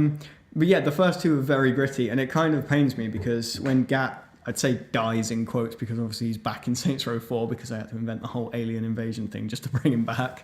I mean, but Gat's great. So. Well, exactly, but that's what pissed me off. The fact that Carlos got a much better send-off in Saints Row 2 than Gat got. You know, Gat just got a few bullets going into him that you don't even see. So yeah, but you didn't know that at the time with Saints Row 3. It wasn't in the same game he was brought back. And I think because of the tone of Saints Row 3, I think he knew people were going to come back regardless. Like at that point, they were like, "There are no rules." Well, it was just because of the whole bring Gat back reaction as well. Just the backlash on killing one character was so bad. Also because they needed to make the pun Gat out of hell and like. Oh yeah. Like, just oh my god. So. We've done our honourable mentions. We also have a couple of dishonourables. I know immediately which franchise to start with, which is Resident Evil. There are so many in the Resident Evil ones. I think the one to start off with is every time Ashley died, I know she doesn't canonically die, but every time you failed to protect her and she died, and they've always played it as like an emotional moment, and you're just like, I fucking hate you. Look, this has happened 15 times. Leon! Wow, is the voice actor sitting here? And like, if I was Leon, I'd just be like, yeah, fuck you, bitch. So it's fine. I'm sat down. I don't care whose daughter you are. You're a pain in the ass, lady. I'm done babysitting. You can't go 5 minutes without a cultist picking you up. Just what the kick someone, just do something, you ass. You're not mad because they died, you're just mad because they didn't try. Yeah, exactly. It's just the apathy. She is one of the most irritating companion characters in all of video games, so like she totally deserves everything she's got. But the other huge, and in fairness, this is Resident Evil before it got the graphical upgrades in PS2 and 3. I think it was actually might be PS1 or the very. I think it was PS1 actually. The first Resident Evil. I'm pretty sure. I'm pretty sure it's PS1. I can't remember. It's like Alpha Team, and I can't remember the guy's name. The guy who gets bitten by the giant snake. Snake. But like the way he says the line, I know the voice acting was hilariously bad in that. That's game. not just a snake. It's not just a snake. It's a really big snake. That's what I tell girls when I bring them home. Yeah, it sounds more like a really terrible 80s porn film than it does like a genuine like horror game. Or like, I can't remember again the other character's name, but the guy who, if you let him die, you get this powerful magnum gun, which is like, I always let him die. Oh, yeah. And like, wow, you were almost a Jill sandwich. Which is also what I say to girls after a date. That game has some great moments, like the zombie dogs bursting through the window. Yeah, it was a good game. But like, yeah, the Resi doesn't have good track records of managing emotional deaths. And like this is what we're going to have a disagreement. The new Resi game, was it Resi 7? Resi 7, yeah. The death of, depending on who you, again, spoiler alert, the death of whoever you don't pick to save, so Zoe or your wife. Like, here's the thing, Zoe Baker spends the entire game being an enigma on the end of a phone and the relation of the fuckers who are hunting you around the house. So there's Mia is your wife. Yeah, there's not a huge amount of incentive to save her. To be honest. The only incentive you have to save her is to know what would happen if some retard was playing the game. Yeah, although also you get the hilarious reaction from Mia where she's like, fuck you! It's understandable. It's like, yeah, it's just fuck like, you! What the fuck? Yeah, I'm your wife! I mean, yeah, but it's been 3 years. We got an annulment. I mean, I cut your hand off, and then somehow you glued it back on with herbal essences. Well, I mean, the family helped him do that, so go Zoe. That game has a lot of unanswered questions, as do most Resident games. But I think that one is. It's a fun game to play. Its plot is absolute nonsense, and I think it fully knows. Like when Chris Redfield turns up at the end of the game because reasons. Yeah, why not? And like Umbrella is now good, or there's a new Umbrella with a blue logo. No one's really sure. Yeah. I'm gonna keep on saying this in like a weird tone of voice. I'm gonna do it with an upward inflection. Just become Californian. Oh my god. Oh my god. What is your voice? What is your voice? Like stop answering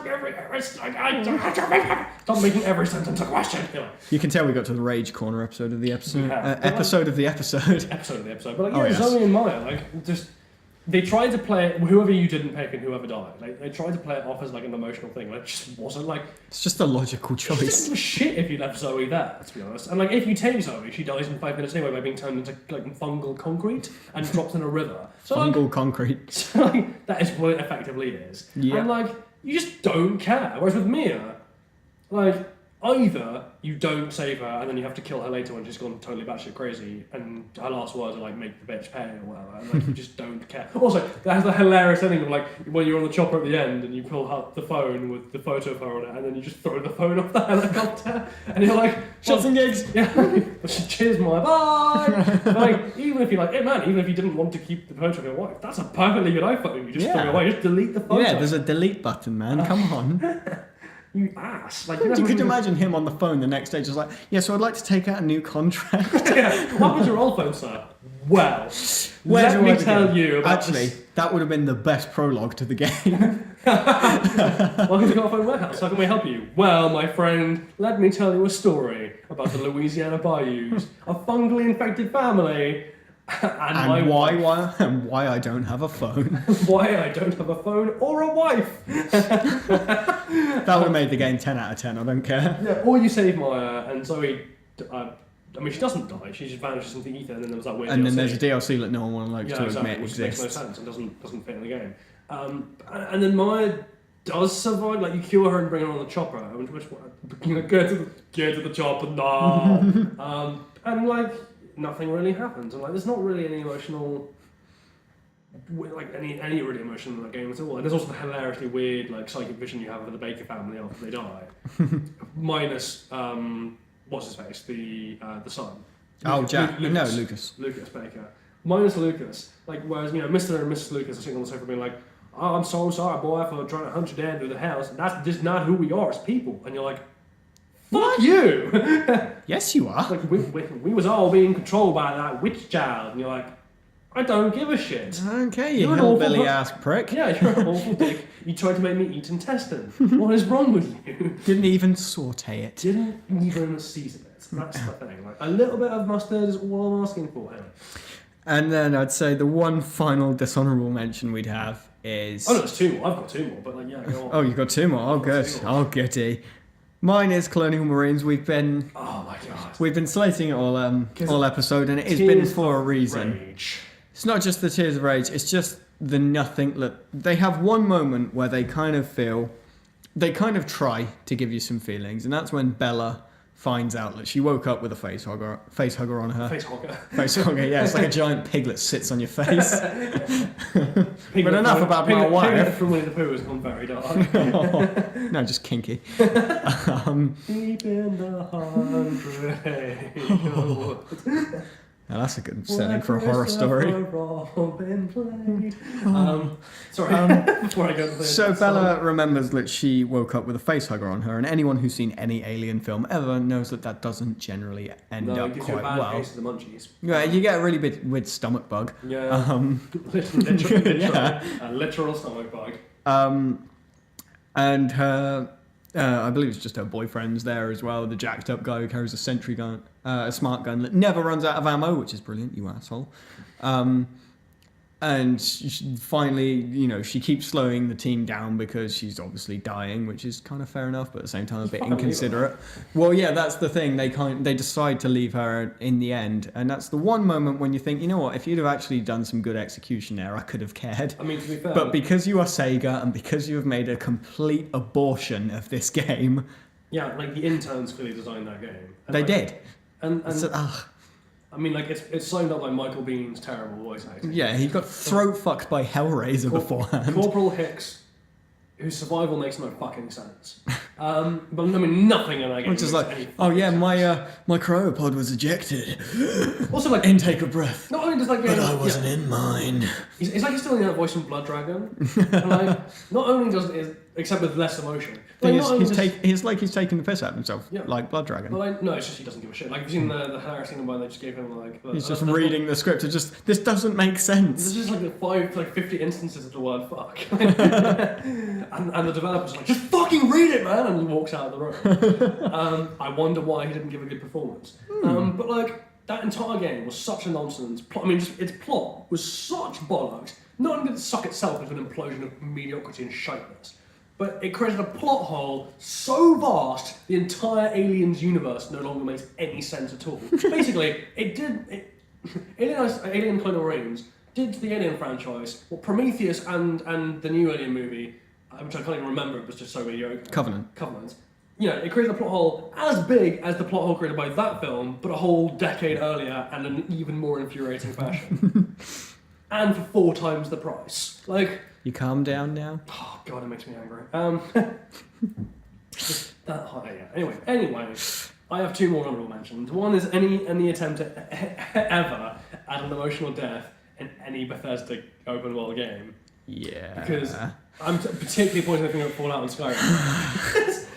It's in the nature of both games that like they're not particularly serious games, and so attempts to be serious are just... Also, I love it how they in Oblivion, which is still my favourite ever Bethesda game, their attempt at the emotional death was reserved for Martin, a character voiced by Sean Bean. So, like, you sort of had So you know he's gonna die. Yeah, you sort of had a hunch he wasn't going to make it through the whole game. It also has the only instance ever of Patrick Stewart doing terrible acting. Oh, God. And it has our very favourite bit of voice acting cockery, which is the Mages Guild in... let me do that one again. Yeah, where is it? Mages Guild? It's not shit. Oh. Where is it? No, I heard that thieves broke into the Mages Guild, the library, and somewhere else, all in one night. Oh, is it that is the Shade and All Mages Guild, isn't it? Yeah. I think it is. And then, the voice actor just breaks off halfway through and goes like, can I do that again? It's like us the first time we try and record a podcast. Just like, can only we we're stop not being that? marketed on a $60 million game. Way to crush my dreams. Yeah, that was pretty awful. But the death of James in Fallout 3 was an example of this, where Dad. they try and make it emotional, and it's slightly ruined by the fact that the otherwise great Liam Neeson's voice acting just goes, run, run, run. And it basically ends up something much... Well, I mean, it's also undersold by the fact of, Colonel Autumn out of nowhere just fucking comes back. Yeah, he survives. Why? Well, he injects himself with that bullshit, whatever it was. Bollocks. I know, it's real plot nonsense. But James ends up something like Fawkes, like, I'm sorry, this is your destiny. Screw it, Fawkes. He just punches in the code to it and then turns around, ha ha ha, I win again. I win again. 10 out of 10. It says a lot about that game's voice acting, that the best voice acting was actually Dr. Braum in the simulation. Yeah. And the dog in the simulation, which doesn't have lines. Well, I mean, he was Dr. Braum was pretty crap as a little girl. Yeah. Well, Dr. Braum was just he's the only character who seems to have any inclination to actually emote during his voice acting. Well, that's the thing. They took a step forward with Fallout 4 in emotions in the main voice. Characters, yes. And Valentine as well. Valentine definitely, but most notably Maxon when he finds out Dance is a synth. Yeah, but that's I'm the only not time putting a Maxon... spoilers warning out there. I had that spoiler ruined for me a week after release, so everyone else can suffer through it. That's the only instance of Maxon having a decent voice, and Dance has no good voice acting to speak of. Oh no, Dance. There's a reason why there's a Buzz Lightyear mod for his power armor. But Maxon in particular, when he finds out that Dance is a synth, that's their progress. It's still not great, but hey, they're trying. Yeah, I guess. With the new engine they're building for the next, I presume it'll be Elder Scrolls 6. You played. I don't know if you've done. I think you have with Valentine's Companion Quest. Yeah, with Eddie Winter, yeah. the ghoul. Hearing his Eddie Winter's first line when you break in. It's your old pal, Seamus McFuck It's your old pal, Seamus McFuck yourself. But Valentine's voice acting in that, the way he gets angry. Yeah. If the voice acting is as quality as Nick Valentine's in Fallout 4 for the next Fallout 5 game... That's why some people liked Valentine though, because he's not actually a particularly compelling character. It's just the voice acting was so on point that he was... Well, that's why. Yeah, that you found him interesting. Unlike Kate. Kate, in a way, has a more interesting story than Valentine. You just don't care. Yeah, just piss off. It's like... the really wasted opportunity actually was, what's his face, the guy from Little Lamplight. Oh, McCready. McCready, yeah.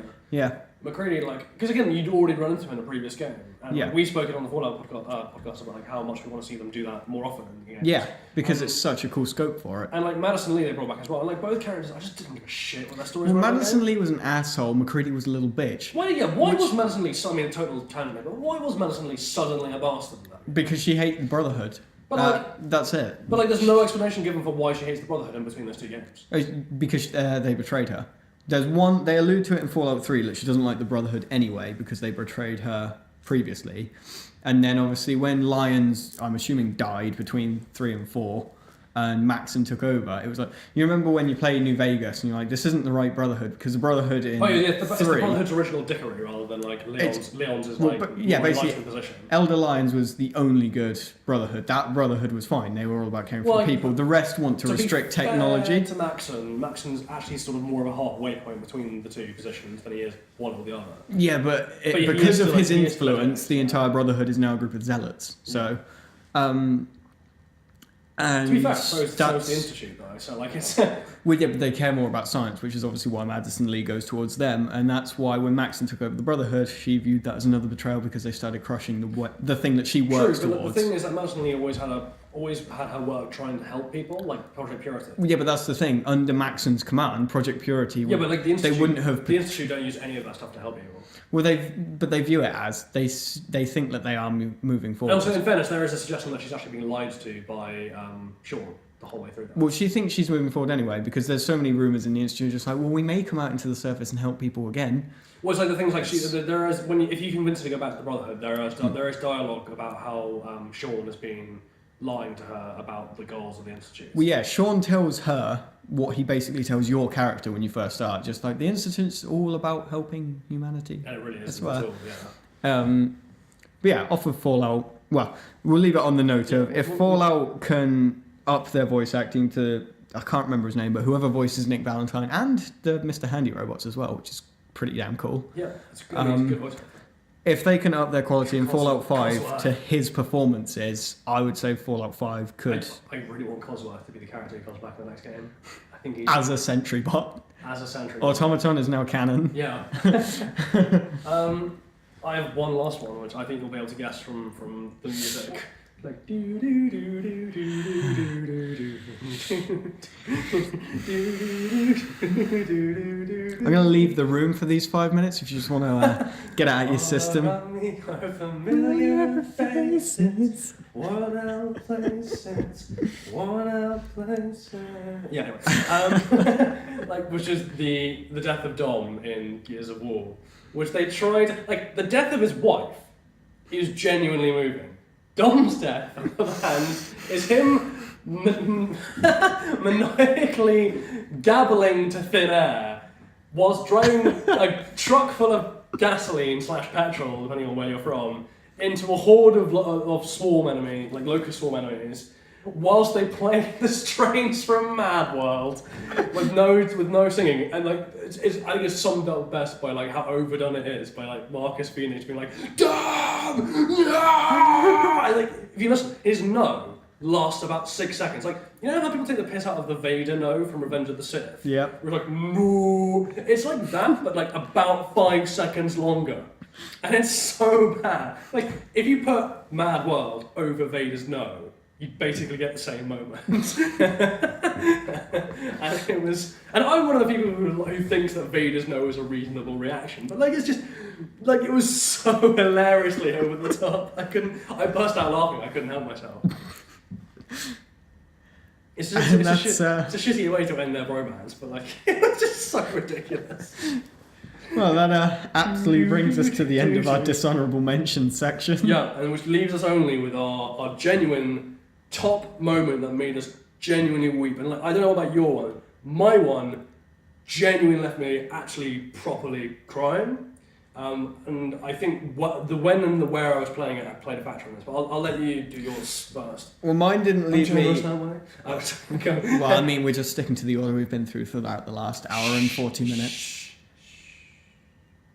Okay. You may proceed. My number one didn't leave me a crying wreck on the floor, but it just left me empty. Okay, which one was it? So mine was Presentable Liberty. Okay, I don't know this. It's not very well known, and it's not a very great game. That's how I'm gonna sell it to you. Sell me this game. Well, it sucks, and no one knows about it. Well, if you describe it on face value, and I'll just put a warning out as well, however I describe it, it's not going to live up to how it is when you play the game. So if you want to get what I'm talking about, either go and watch people play it on YouTube, or go and play the game yourself. It's about an hour and a half long. So what is called? It's Presentable Liberty. Presentable Liberty, okay. You are in a prison cell for 90% of the game.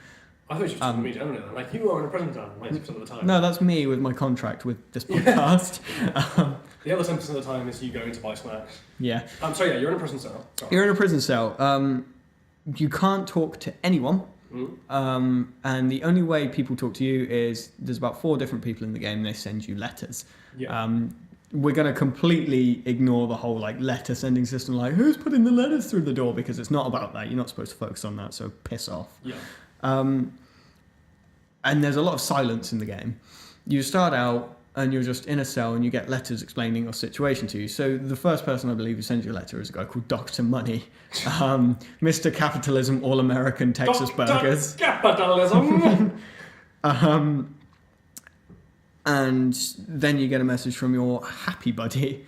And this is a person who's basically in the employ of Dr. Money, who is writing to you to keep you happy because the suicide levels in prison are too high. So he's been assigned to you to keep you smiling. The number of suicides in prison is too damn high. And he sends you a Game Boy, well, whatever they can call it without getting ripped off for marketing. Is he sure that's not what's causing the suicide? Like, I asked for a PSP Vita, and I got a Game Boy Color, and the only game I have on it I never said colour. I have a Game Boy, and all I have on it is Bomberman.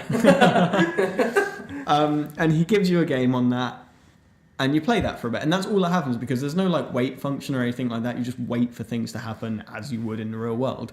You can look around your cell, but it is just a cell. There's a bed, there's a window that you can see nothing out of. There is a little spider that crawls around in it. But he becomes your buddy just because there's nothing else to do in that cell, so you kind of watch the spider for a bit. And then you start getting letters. You get one from your friend who's called Salvador. He likes to travel, so he sends you messages while he's traveling. What, being like, sorry, here's me in a really nice place, fuck you. Well, yeah, he doesn't send you pictures, but he sends you table legs because That's okay. he started on a journey east, and he has found a forest with a load of trees, and he decides to chop down trees. Every tree in the forest and make a table. And he's going to make you a table. So every so often he sends you a letter with a table. Again, a table piece, so 4 table legs on the top. So again, ignore the bullshit mailing system. Yeah, I'm intrigued by this prison's mailboxes. And then it's another table for you, Jeff. Oh wow, got 6 of them now. Happy fucking birthday. And there's also this woman called Charlotte. She runs the local cake shop, and she sends you messages. In a prison? No. Oh, sorry, she's out of the prison. The prison does deliver tables. Hey, it's minimum security. Piss off. Shop. You sure this is a prison and not like a boarding school? Same thing. Oh, and she sends you messages just because she's bored. And you find out, look, she is bored and she is lonely because there's a virus going around. Keep something taking place. Well, there's a virus going around and it's killing people. Okay, yeah, that's a fairly good reason to be depressed. And then Dr. Money sends you a message.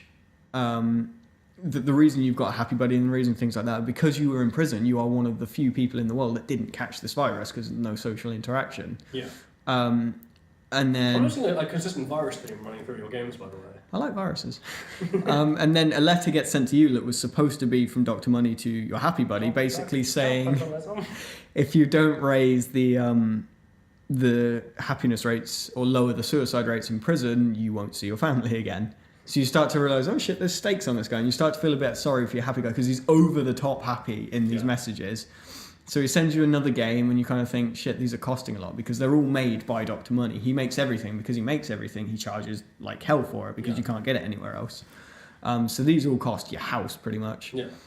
So you're getting a sense of discovering this, and then Charlotte sends you a cake, which is quite nice, and you kind of ration that. You can eat little portions of it. And then Salvador says he begins to head back. And as that's happening, your happy buddy sends you a load of over-the-top messages, and then he just sends you one afterwards where he just says, I don't care. And then he starts coming forward to you and telling you the truth. He starts saying, I'm talking to you because I need my family. I don't care about you. Yeah. And then he messages you the next day, sends you letters, and it's all like, oh, hey, being over the top happy. He's just like, sorry about last night. I was a bit sad. But don't worry, I sold some of my organs to buy you another game for your portable entertainment thing. And you're like, fucking stop. And you're kind of thinking, I'm okay, stop, but you can't tell him. Yeah. So you play the game for a bit, and then Salvador's come back into town, and he's messaging you like, where is everyone? And he's starting to realise that everyone's died as well. So he comes to the prison to try to get you out and ends up killing himself.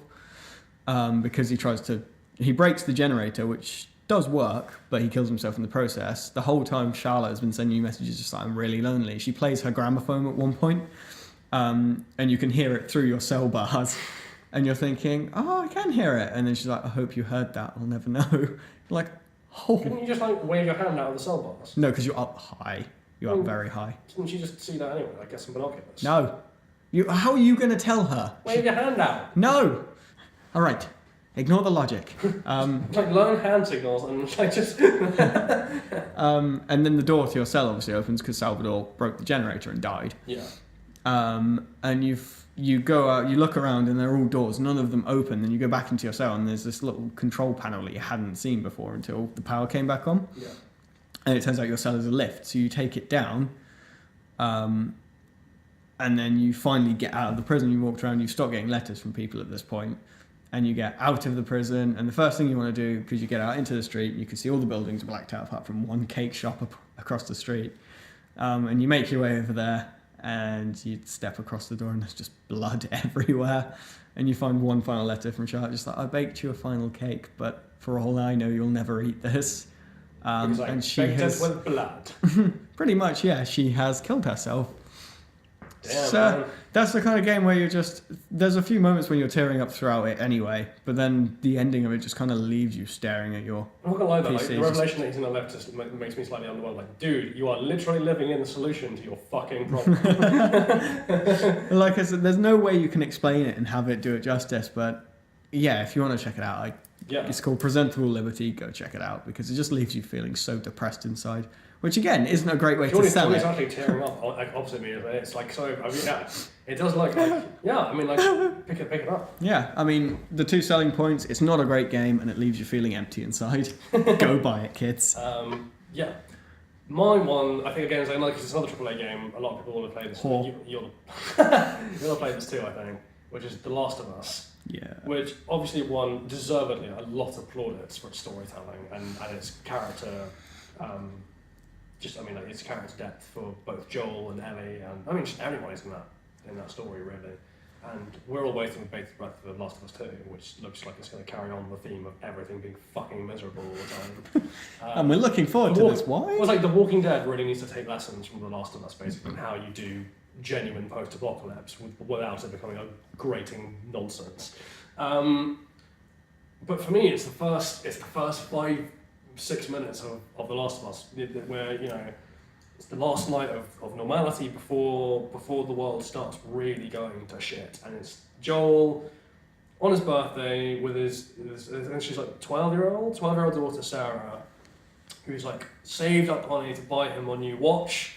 And like he's a single dad struggling to make ends meet, and like she's like a soccer kid and she's lovely, and like you play as her for the first 5-6 minutes, and like as the world starts breaking down, as neighbours start looking like zombified, breaking through the doors and stuff like that, Joel pulls her out with her uncle and tries to race out of this as far away from this as possible, and like there are really lovely heartbreaking moments as it's happening. Like they stop. They drive past a family begging for help, and Joel obviously is being a bit genre savvy and knowing that they could be infected, and that's why he leaves them. Whereas Sarah is still like, why didn't we help them? They needed help, and like she's like so scared and whispering and crying, and it's like in space of 5 minutes she goes from this lovely girl who you want to see, who's joking with her dad, to being like this traumatized person, and then they deliver like one of the most. I mean, it's so effective, but damn man, it's a bitch of a moment where they break through. The uncle stayed behind to fight off like a horde of zombies. You don't know what's happened to him. Sarah's broken her arm when they crash the car. Joel's carrying her. They make it out of the city limits, and they come across a soldier in a gas mask, a hazmat suit effectively, and they're begging for his help. And the soldier, and they play. What I like about this is they play it really realistically, where the soldier doesn't know what to do, and he's clearly been given orders to shoot anyone who's trying to leave the city, and he's been presented with Joel carrying his small child, essentially. And the soldier's like, goes on to the thing to the comms to his superior, and it's like, I've got a child here, what do I do? You don't hear the response, and he's like, but she's okay. And like as he's doing it, you know where it's going, and Joel starts to realise where it's going, and he tries to pull away as the soldier opens fire. and Joel like and Sarah sprawling down this hill, and Joel's dazed on the floor. The soldier comes up to finish Joel off, and then Uncle Tommy shows up and kills the soldier and saves them, having gotten away from the zombies. And you think like, oh, thank God, they got out of it. And then you see Tommy, because you can't see where Sarah is once she's off camera. You just see Tommy look up and see what's happened and just look horrified. And Joel rolls over, and you see that Sarah's been shot through the chest. And like they genuinely in this game, they show the death of Sarah on camera as she bleeds out in her father's arms, and Joel just breaks down, like crying and like begging her not to die. And then they cut to the credits, and like the opening credits, and it's such a bleak gut punch. And like it was, I was playing this. I think I was how old was I when Last of Us came out? Like 17, I think. And I was playing this alone in my room, in the dark, in my first flat in London, which was in Battersea. And like it was just like it's like when you're watching a horror movie by yourself for the first time. It's just you're so into the world that's on the screen that you don't really pay attention to anything else that's going on, and you feel like you're actually there. And just like, God, it was really just awful to watch. And like it's again a bit like the infamous game I mentioned. Like it's so well scored as well, so simply scored. They don't drag it out. They don't overdo it. Joel's it's not like blaring strings in the background. They don't have like some kind of orchestral choir, or like it's very soft like guitar, single guitar, and Joel doesn't like scream at the sky or anything. He's just quietly breaking down and begging Sarah not to die. And then they cut to 20 years later, and like it's her spectre haunts the game and haunts the relationship between Joel and Ellie, and it only works. The whole game arguably only works because of how brutally they set up that first 5 minutes, and how likable Sarah is, and how genuinely shocking it is to watch her die. Like she doesn't even get any last words out, like because again realistically, because she's been shot through the chest, you can't breathe, and like she just dies whimpering essentially, and it's awful. It's really awful. It's a lot more emotional to watch than pretty much any death on screen, whether film, game, otherwise, I've ever seen. It's hard playing, and it really sets up what is an absolutely incredible emotional roller coaster of a game, and then it all pays off in the end as well, where Joel's basically, who's shot himself down emotionally, deadened himself in that 20-year period of hellscape essentially, is forced to rebond with Ellie, who's a similar age to Sarah. I think she's a year older, and he ends up saving Ellie's, like again in a very morally grey choice, ends up saving Ellie's life at the end. And in doing so, possibly dooms humanity, because she might have, like, her blood might have had a cure to this plague in it, but it would have meant her death for the scientists to try and discover it. And Joel rampages through, saves Ellie, pulls her out, and then lies to Ellie about what happened. And it's like, oh yeah, they've given up looking for a cure. There's nothing we can do. We've just left, because Ellie's unconscious for this whole period. And then afterwards, like, Ellie knows something's off about what Joel's saying. And this relationship of this father-daughter relationship they've built up. Also, like when he's cradling Sarah at the beginning, Joel's like, "Oh, I've got you, baby. I've got you, baby doll." And like at the end, he never reaches that time of endearment again until he rescues Ellie about a third of the 2/3 of the way through the game, where Ellie's just escaped from these like grim sort of like raider rapist people, and has broken down and killed someone. And like he comforts her by using that endearment, and like that really cements the relationship that they've now got. And then at the end, she confronts him as they're about to get to Tommy's sort of safe hideout space. She stops him and she's like, "Look, promise me that everything you said about, everything you told me about there not searching for a cure, tell me that's all true." And Joel straight up lies to her and is like, "Yeah, I promise." And it's such a weird ending, because like you instinctively side with Joel because you wanted to save Ellie. Like, of course you want to save Ellie. But you just doomed humanity, or potentially doomed humanity. Like, because again, there was no certainty that her death would have led to anything. But there was a chance, and arguably Ellie would have chosen to make that sacrifice had she known. And it's certainly set up an intriguing premise for Last of Us 2, which happens like 4 years down the line. Although again, early rumours, and I think this is probably going to be borne out to be true, is that Joel is actually dead at the start of Last of Us 2, and Last of Us 2 is going to be, his appearances in that will be essentially hallucinations in Ellie's mind. So you won't get to see that confrontation if she finds out? But again, like she's chasing up the group that Joel rescued her from at the end of the first game. So it'll be intriguing whether the truth of what he did ever comes out and how she reacts to it, because it has the potential to poison arguably the only positive relationship she's ever had in her life, and and poison that father-daughter bond that he found in her. So it's a really hard game with no easy answers, and Sarah's death is the gut whammy that sort of sets it all up, and it's so well done. We can't tell if this leaves us on a good note or a bad note. Well, it leaves us on a poignant note. I think we've gone slightly over time as well with our ramblings about these emotional moments. So I think the best thing is to wrap it up here. Thanks everyone for listening. If you made it this far, print yourself a T-shirt. And send us the proceeds. No. We will be back in a couple of weeks with a new episode. We're not going to reveal this week what it's going to be because we haven't yet decided. We have several. Oh, thank God you were honest. I was gonna drop a shit show on your lie. We have several possibilities that we're currently working on. It's more to do with available timings for both of us because we now live in two separate places. We don't exist in the exact same area of space-time. Yeah, Geordie has escaped the basement despite my best efforts and now lives about 20 miles. That's not generous. That's 60 miles away from me. Numbers. But numbers, math. But we will be returning in a couple of weeks with a new podcast. So until then, you've been awesome. I've been okay. Geordie, you exist, I guess. You'll do. You'll do. Until next time, I've been Alex. I've been Geordie. If you send me a bill for reimbursement on the tissue boxes you got through listening to this, you can fuck off. This has been Zero Fox Given, and we will see you next time. Stay beautiful.